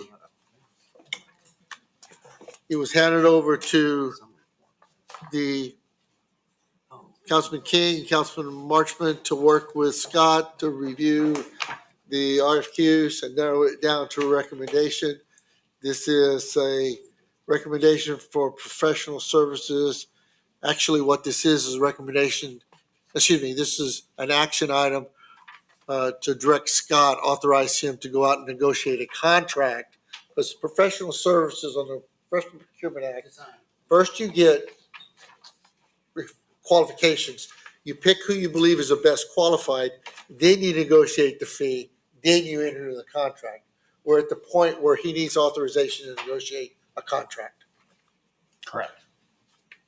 Any discussion on S? If not, I entertain a motion. Did y'all get the agenda? You didn't get it? No, did not No, get that item. there's no That's what packet. she was just telling me. I was like, Wasn't there it- was there nothing was- if you didn't know it. There was one. I don't know Wasn't what it sent happened. out separately, like yesterday or something? I will give you a draft. It's basically a motion to authorize the city administrator to negotiate a contract for professional service for the design work at City Hall and bring it back for city council for action. That's pretty good. That's your motion. And as spoken.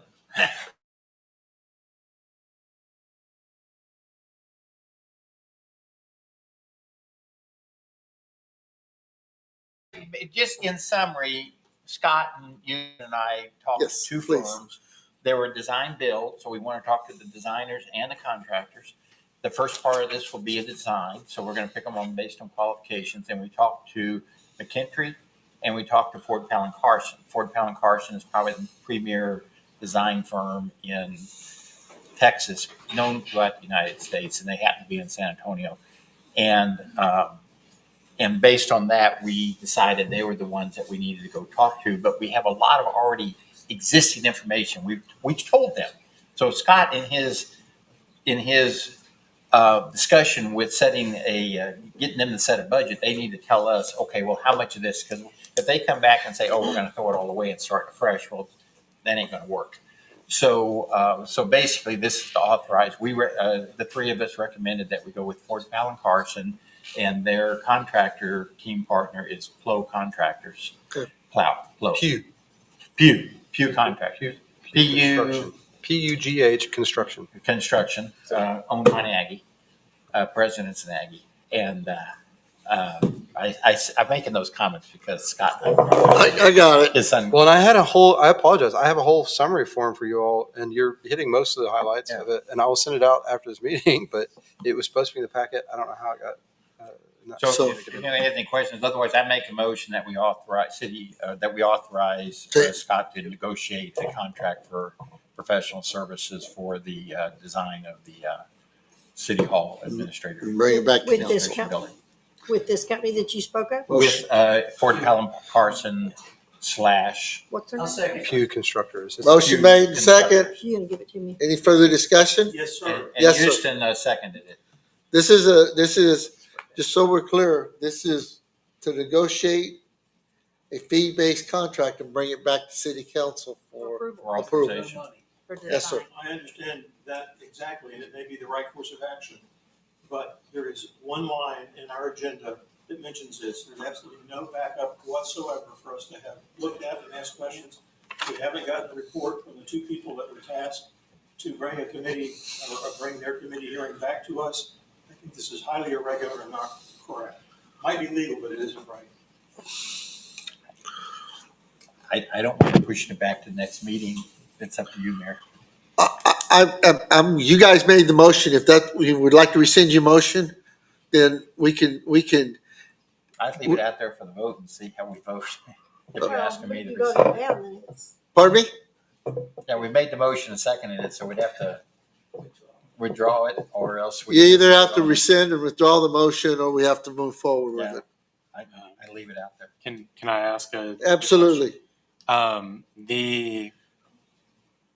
The submission by this company and several others were put before council in the past, correct?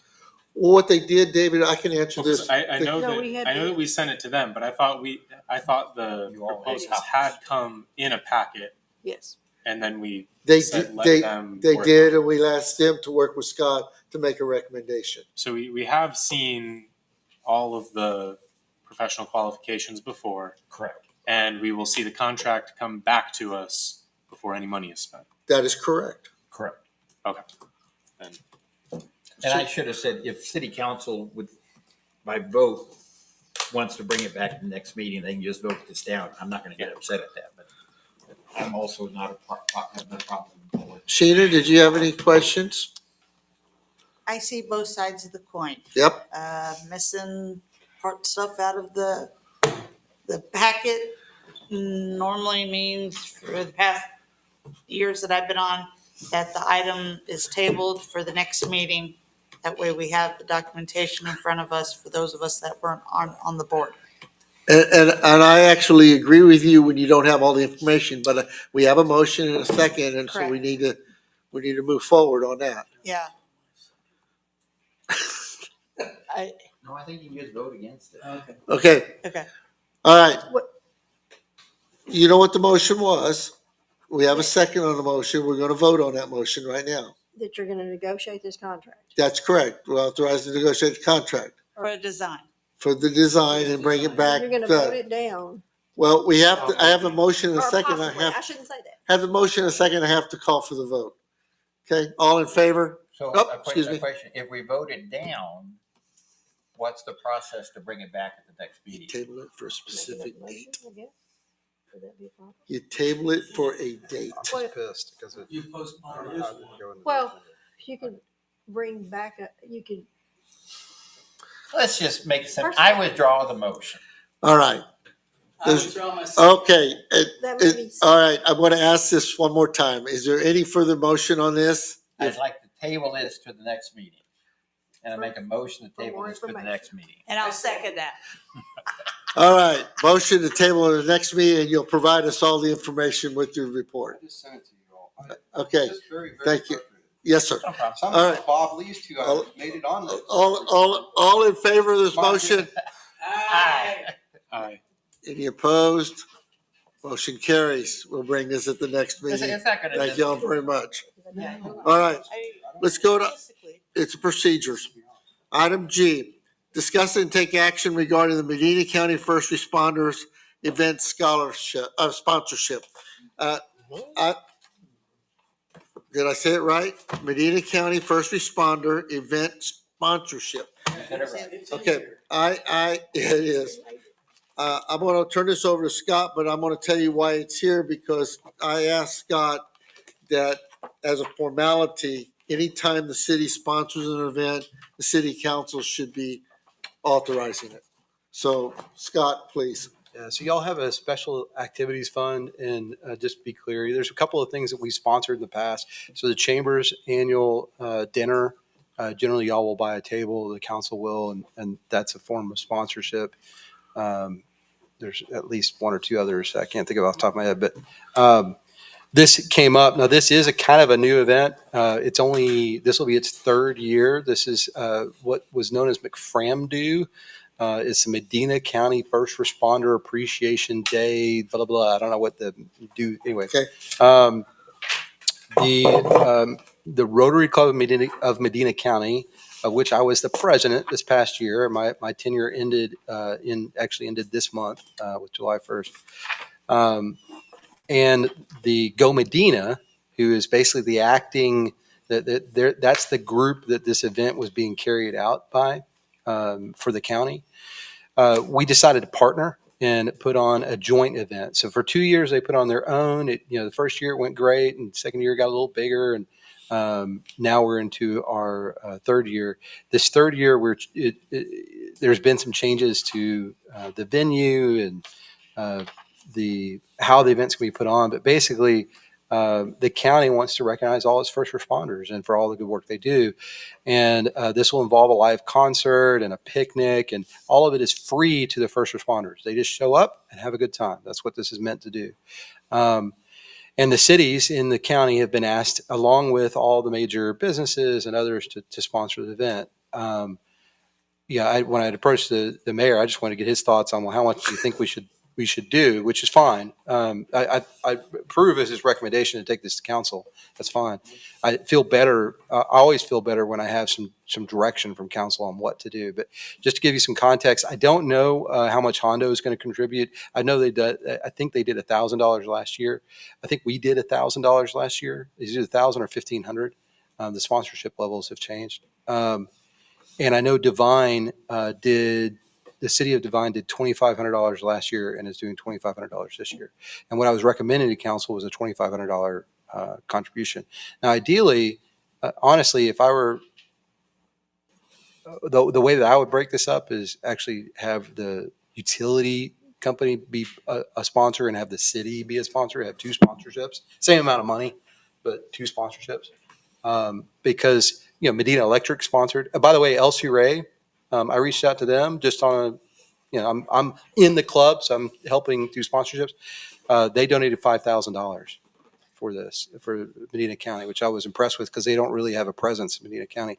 Medina Electric is donating. I mean, all the other big groups out here are donating. So that's really the item is what y'all think is an appropriate amount. Do you think this is an appropriate use of public funds to support first responders in this manner? And what direction would you give me?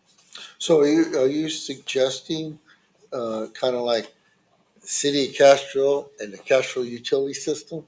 Yeah. Because, this is the entity owned and operated by the city. Yeah. City and Each one $12.50. each one a separate entity type Yeah. of. I think that's wonderful. Can I use to make a motion? Yes, Well, I just have one question. Of that 25 grand that's in that budget, 25. Oh, 25, yeah. No, Yeah, it says 25,000. 25. At the bottom. okay. To what other responsibilities went there? This Wait. expenditure falls under. It says fiscal impact. Oh, yeah. Your special activities fund. So you pay for the fireworks out of that? That was That- 8 grand. What's that? It was 8 grand. Whatever. I signed the check. Was it 8? Yeah, it was 8. Oh, okay. I was thinking it was 15. It's normally 15. Yeah, it's normally We've already 15. got- Maybe I just saw part of it. Yeah, I think we paid half up front. Okay, so Yeah. I'm thinking about that. Yeah, it's probably 15 and we paid 7 and 8. It's not your question, it's mine. You're finished yourself. Okay. But is, of that 25,000, fireworks, what else? I mean, in other words, yeah. 5 grand, do we have enough? What You have enough money. Huh? You have enough money. I don't know what you spent year to date, but you've got more than 5. in that budget? Yeah, and I'm not proposing spending the full amount out of the city councils. So you'd be fine. So the 2,500. Yeah, I'll actually probably break it. I probably won't do 50-50. It'll be 1,000 Make a from the motion. city and 1,500 from the I utility. make a motion that the city of Castroville sponsor the Medina County First Responder event in the amount of $2,500, With half coming with half coming from You figure it out. the utility and half coming from the city. and half coming from the city. I second that. Okay.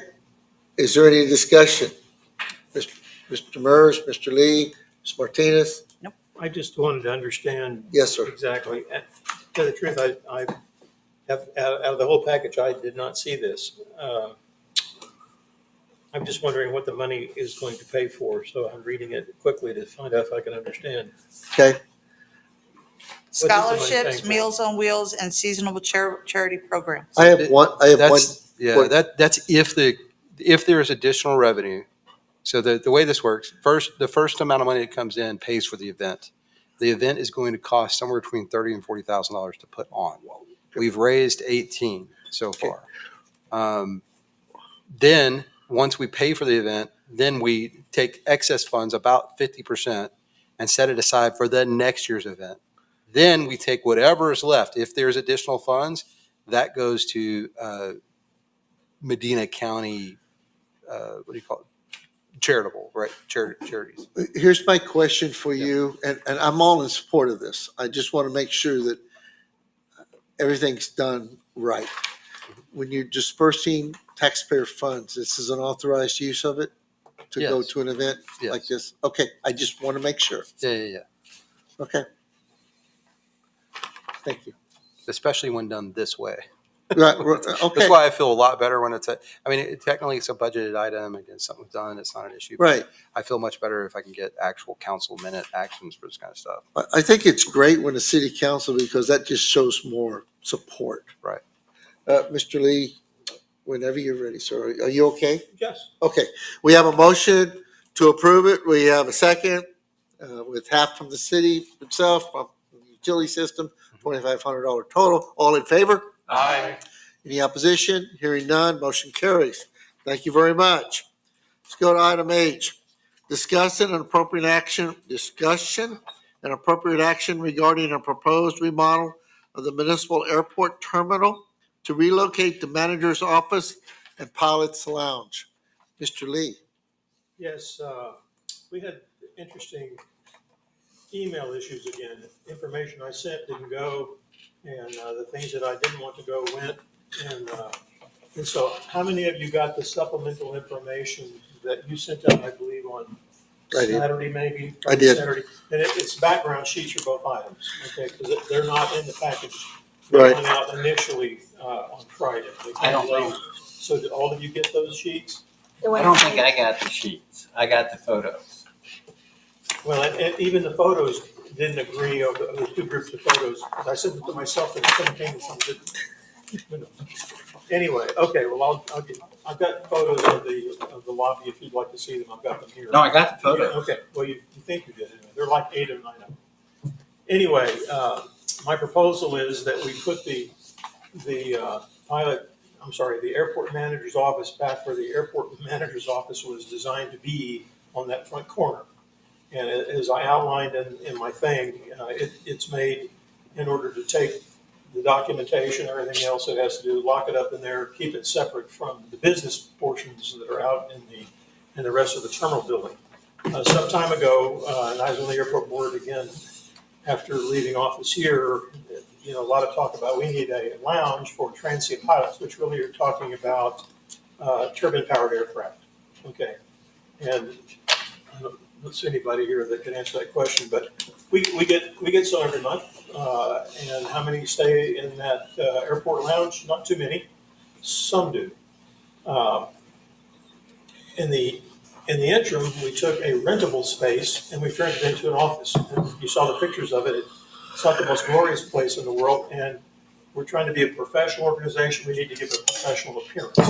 That wasn't the intent of that space. It was meant for an FBO or somebody that's doing flight instructions and selling supplies and whatnot. And so we lost revenue that way, and put all of that stuff that was normally in the manager's office, we crammed it into a little tiny space. There's some discussion about taking the office next to the door, which is another rentable space, to expand the manager's technician's space to 2 offices that are rentable, and still having the original airport manager's office as an occasional use item. I mean, very occasional. Meanwhile, the lobby is used probably less than 1% of the time that the terminal building is open. And so my proposal was, let's take the airport pilot lounge and put that into the lobby area, and you'll still have plenty of lobby area. My suggestion was look at putting some professional partitions that match across there. They're not that expensive. Put the lounge area in the back so they can separate from the rest of the people, no door. And then continue to have the lobby. The manager goes back into the manager's office. The files are out of the way. There's no clutter, nothing there. And it's just been redone. It looks quite nice. New flooring done by Pete and repainting of the wall. And then we got 2 more rentable places that are available. That'll bring us, 3,000, 4,000. They go for about 140 a month. So you got more revenue coming into the airport, and you've made better use of your available space. So there's office, so it's secured and things. And there's an area to customers come in and standing in a window and looking over at and then take a portion of the lobby and turn it into the pilot's lounge. Now, this with the airport board chairman, and he's not against it. He thought he didn't like petitions. I've served many jobs with petitioned areas that look quite nice. And but I would like to have your feelings about doing this. And if necessary, we could send it back to we could give it to the airport advisory board to get their take on it. But ultimately, the facilities decisions are up to council. Not talking personnel, Mr. Dixon. We're just talking facilities. That's our, just like we're talking about the city hall. This is our call. That's my pitch. Go for it. Ms. Martinez?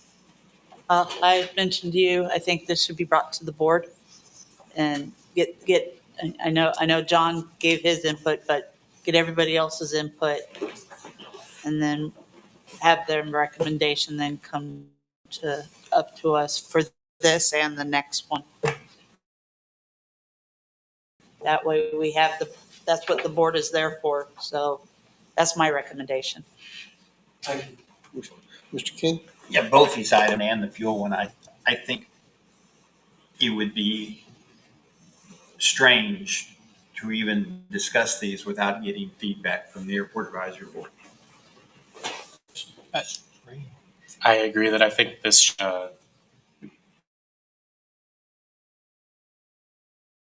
we should hear what the entire airport. And I certainly have no qualms about that, like I said. Yeah, I, Do anything that they had admitted, we're just talking about a rearrangement of where things are. I don't, I agree with that. Let's go to the board. Uh,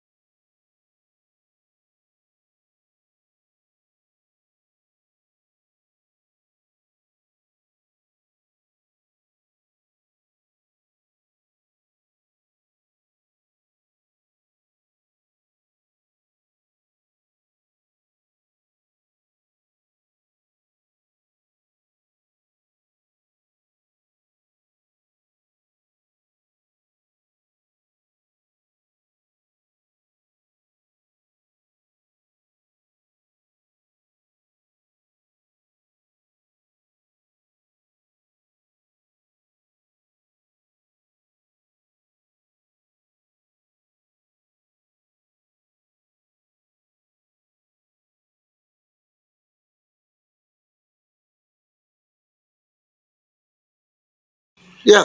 To the board to take those to You the got it. board, seek their input. And obviously, Bob's not breaking a quorum rule. If Councilman Lee Yes. wants to be there to support those items, he can do that. And that's what I would probably We about as recommend. clear that as- you and clear as she mud? work together. Yep, I got it. both those items, take Yep. two. Whoa. Oh, sir. Yes, sir. We got the next item is different. Okay, I'm sorry. See, how come The next one's dealing with gas. The- and the- stuff. the- The H1, which is on the airport meeting. There it is. Take that to the airport board. Let's go to item, are you okay with that? Yes. on Okay, this one, let's go to item yes. I. Discussion appropriate action regarding the price charge for full-service Jet A fuel at the municipal airport. Mr. Lee. There is, this is another one of the goof ups, because I had sent him a long list just outlining things, and he put together his sheet based on that. And when I saw it, I said, no, this isn't it. This is not it. I'm not suggesting we raise the fuel price. I'm suggesting we investigate whether these prices are appropriate for us and we're getting a return on our investment that we had to put money. We paid $95,000 approximately for that fuel truck. And I passed out some figures to you from all the airports in this area that sell jet fuel and told you what they go for with and without full service. And you can see there's a dramatic change in prices depending on where you are, because those people's expenses change depending on where they are. Jet airplanes do not shop around for gasoline, okay? I think Mr. Friesenhahn could, if I've got a $2, $3, $4, $5 million airplane, I'm not gonna stop somewhere and save, $5 a gallon. It's just not happening. They come to Castroville because they need a place, and this is the right place for them to do their business. Okay, we had a jet fuel truck before. It cost us considerable money to get that thing refurbished and so forth before we turned it in. I just want to make sure that we're charging an appropriate fee for the service we offer and that we're setting aside funds in order to service those systems, just like we've done a lot of times in the city. You put money aside for computer stuff, you put money aside for vehicles, and that we don't, we're pulling a lot of traffic in, and if it was a dime more, we'd pull in the same amount of traffic. So you gotta separate your thinking from 100 low-lead general aviation airplanes to corporate jets driven by turbines. Okay, and so my suggestion on the paper that came to you late was that we send this to the airport, to staff and the airport advisory board to come back with what they found in their recommendations about fuel pricing. Well, may I ask one question? And do we not have, and if we don't, that's fine. Do we not have a, in our fee schedule, what a markup amount is on these fuels, or we just play it by ear based on No, you have whatever a fee market schedule for trends the is? hangars. Pardon me? I'm sorry, you have a fee schedule for the hangars. We do have that, but for the fuel, we Who sets the price on the fuel? your airport manager. Okay. And generally, just the philosophy since I've been here, and it could have preceded me or not, I don't know, but I know when David was here, and then when Brianna took over for David, and when we got Michael in, our general philosophy has been kind of what Councilman Lee described, which is we're trying to set the prices attractive enough to get additional traffic. So we're not the lowest in the area, and you can see that by the range of prices, but we try to be in the bottom third on our pricing. So the airport manager has the authority to move those margins based on whatever the market trends are out there Correct. at any given time. Yeah. Okay. Well, I believe we are the cheapest, but I think there was one other. It's okay. I will tell you, some of the other small airports are pricing based upon our pricing. I understand. Okay, but again, a jet's not going to jump around to save $5. This is not going to happen. Yeah, I agree with what you're saying about Jet. Okay. I think that makes a lot of sense. This sounds like something we should probably take back to the airport board for That was discussion. my recommendation, the follow-up sheet. Well, staff send it and back staff. Staff to the board to do that. Okay, then Scott, would it be appropriate that basically we assign this back to the airport liaison, and take back to their board? Yeah. To the board again? I think getting their inputs is a good idea. Okay, we good on that? Good suggestion. We're good. All right. Pleasanton was cheaper. No, actually, we're done. All right, let's move on to item 11. I'm sorry, I apologize. No, I'm Jim. good. Okay, move on to item 11, city administrator's report. Mr. Dixon. I don't have a lot to add here other than if you drive by Geneva, if you can get by there, because I think we've blocked a portion of the road off, but the heavy equipment that I referenced in my report did in fact arrive. It has in fact started to be utilized. What that means is our streets crew effectively, that's what they're working on. They're focusing on that project until they get far enough along that a contractor will come in and do the riprap and some of the concrete work. So there'll be, to the degree that there are other street projects, unless they're super high priority, they're going to wait until we get this project done, because they're all over there doing that. So I just want to make you aware of that. I think that's it. I had it pulled up. That's, yeah. Wastewater treatment ponds, dams. You have any updates on that? I can read your stuff too. Yeah, no, there's no real update to the dams other than we do have, it was the same thing as our report before, which is Yes. DCQ did give us, said there's nothing bad in our soils, so we can proceed. But, where we're at right now is, and there's not a super rush. Time-wise, we aren't going to get this project started until we get the Geneva project done, and we're going to ideally use the same equipment. So that'll be in the summer at the earliest. But Phil King or Councilman King and I need to sit down and draft out what that plan looks like, and then probably have another public meeting to address any concerns or questions that the parks constituents have about that project. Yes, sir. And explain, I think they need to understand what it's going to look like. Does that whole hillside's going to be denuded? All the trees will be taken down, all that. So we need to kind of have some kind of presentation on what the final look will be, and then what the project Close stages the will park, shade consist the of. hill, and open the park Yeah. back up. Technically, See you what can happens. leave the trees in front of the east pond, because it's not going to be a dam anymore. And in the west Yeah. pond, Anyway, the dam's, so there's those types of things we need to present to the them. west So- pond's going to disappear. but that's where that stands. Councilman King and I to meet on that. Mr. Lee, go ahead. Have we I hate to use this word, less expensive solution to do any kind of thing to the large pond as far as a new spillway or any that kind of stuff that would take any overflows? Do we have no more of those options? You have to take the dam down. and rebuild the dam. That's the one, if it remains as a dam, you have to take it down and rebuild it as a dam for maybe $3 million. As If the you, British say, damn. the dam. And there is no purpose for the dam, Yeah. you can take the dam down, use that material to fill in the east pond, and then it's just gonna be a field up there like it was originally. Beautiful. But, I have a question for you on this audiovisual. I was about to speak to that, but go ahead. Okay, please. Your question first. Okay, well, my question is just, we're still working on the bugs, or Well- we getting about there? I mean, like Well, I I'm said, just being honest. I haven't Yes. worked on anything. I was going to give it another try tonight to see if we experienced any of the same issues. Unfortunately, we did. The audio still is having issues from time to time. Now, okay, the good news is we're able to fix it fairly quickly. But but you have to be aware of it when it happens. during the course of this meeting, I've received 2 updates from 2 different individuals that have told me at 2 different times your audio went out, or your audio and your video went out. And And it went off earlier on the other meeting, I saw it. Yeah, Joe's been texting me. but we've been able to fix it pretty quickly. But I'll be honest, I need this. The next step is still the next step, which is I need to see if I can get a live person at Vimeo. I know the BC3 is prepared to support us.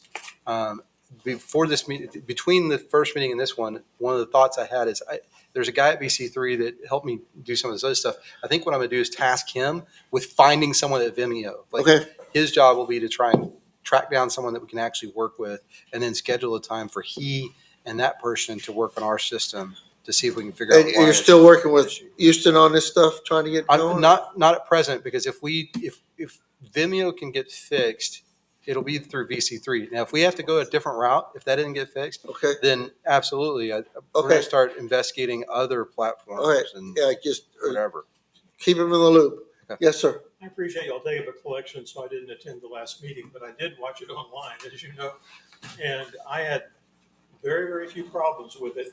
And when I did lose the audio, as soon as I refreshed it, It came back. brought it back up, hit it, it was there. Okay. It But was I've there. seen it here this Huh? time on the audio, or no, for And the I had not video, done we that. saw it. Would it come back? I don't know, but it immediately came back as soon as I refreshed the Well, that's good. feed. Okay, Scott, anything else? Does anyone else have any questions for 8:32. city administrator? No? I mean, you already told us the gas audit and It's the coming. council AV and the CPS, that's still ongoing. I asked Scott if he would, and I know it's different, but I asked him if he would just give us just a really short, brief update, even if there's no changes, just Which I'm happy. each time. That's fine. Yeah. It's just, it doesn't have to be lengthy. No It's just- change. It's just updates. And earlier when we were talking about Garcia's Creek, Yes, he has in here already, staff is in the process of contacting the property owners sure. to obtain easements, so. We're good. Everything else okay? Scott, yes, sir. Are you talking about an executive session next time? Well, I'm fixing to talk about right now for new agenda items. Are we done with your report, sir? Okay, let's. Executive session, we have a budget workshop already scheduled That's where for I the want. Yeah, 22nd. 3:30. What would the executive session be? Regular session. Yeah. Gonna have some problems. Well, my goodness. Discussing future agenda items. You know, you don't want to power through everything, do you? What's the executive session gonna be for? I don't know. Oh, CPS update. why would you think that? Well, we've If already there's no said we're update. gonna start executive session at 5:00. There's no ad for it, Huh? but it's just. I don't think he wanted it- proposed one. We're not gonna do this next time. We're gonna power through a budget special meeting at 3:30 till Yeah. hopefully 5, and then regular meeting at 6. And, if you have anything that you'd like to see on the agenda, speak up, or just let Scott know, or let me know, and we Well, can the work only- through things. The only other that I have is, I'm gonna be missing the first meeting in August. Okay, So I would like at the next meeting to have a discussion and action on the UDO. yes, sir. I think that's the plan. Yeah, I think that's the plan. And you'll be out the first I'll be meeting in out the August? first, Brianna said Iceland was so great that Mary and I are going there, so, Iceland? Iceland. Wonderful. We have the She just got discussion in back. the meeting, he isn't here. I got an invitation to Alsace Are today. we so. adjourning? Don't eat the whale. Anything else? Okay, if not, I'm going to entertain a motion to adjourn. I like to do those. So moved. So moved. Oh, second, okay, motion moved, second. What time? Mr. King seconded. Okay. All in favor? Aye. Any opposition? Hearing none. We're done at 8:35. I was close. 8:35 PM. Meeting finished. So Thank you all.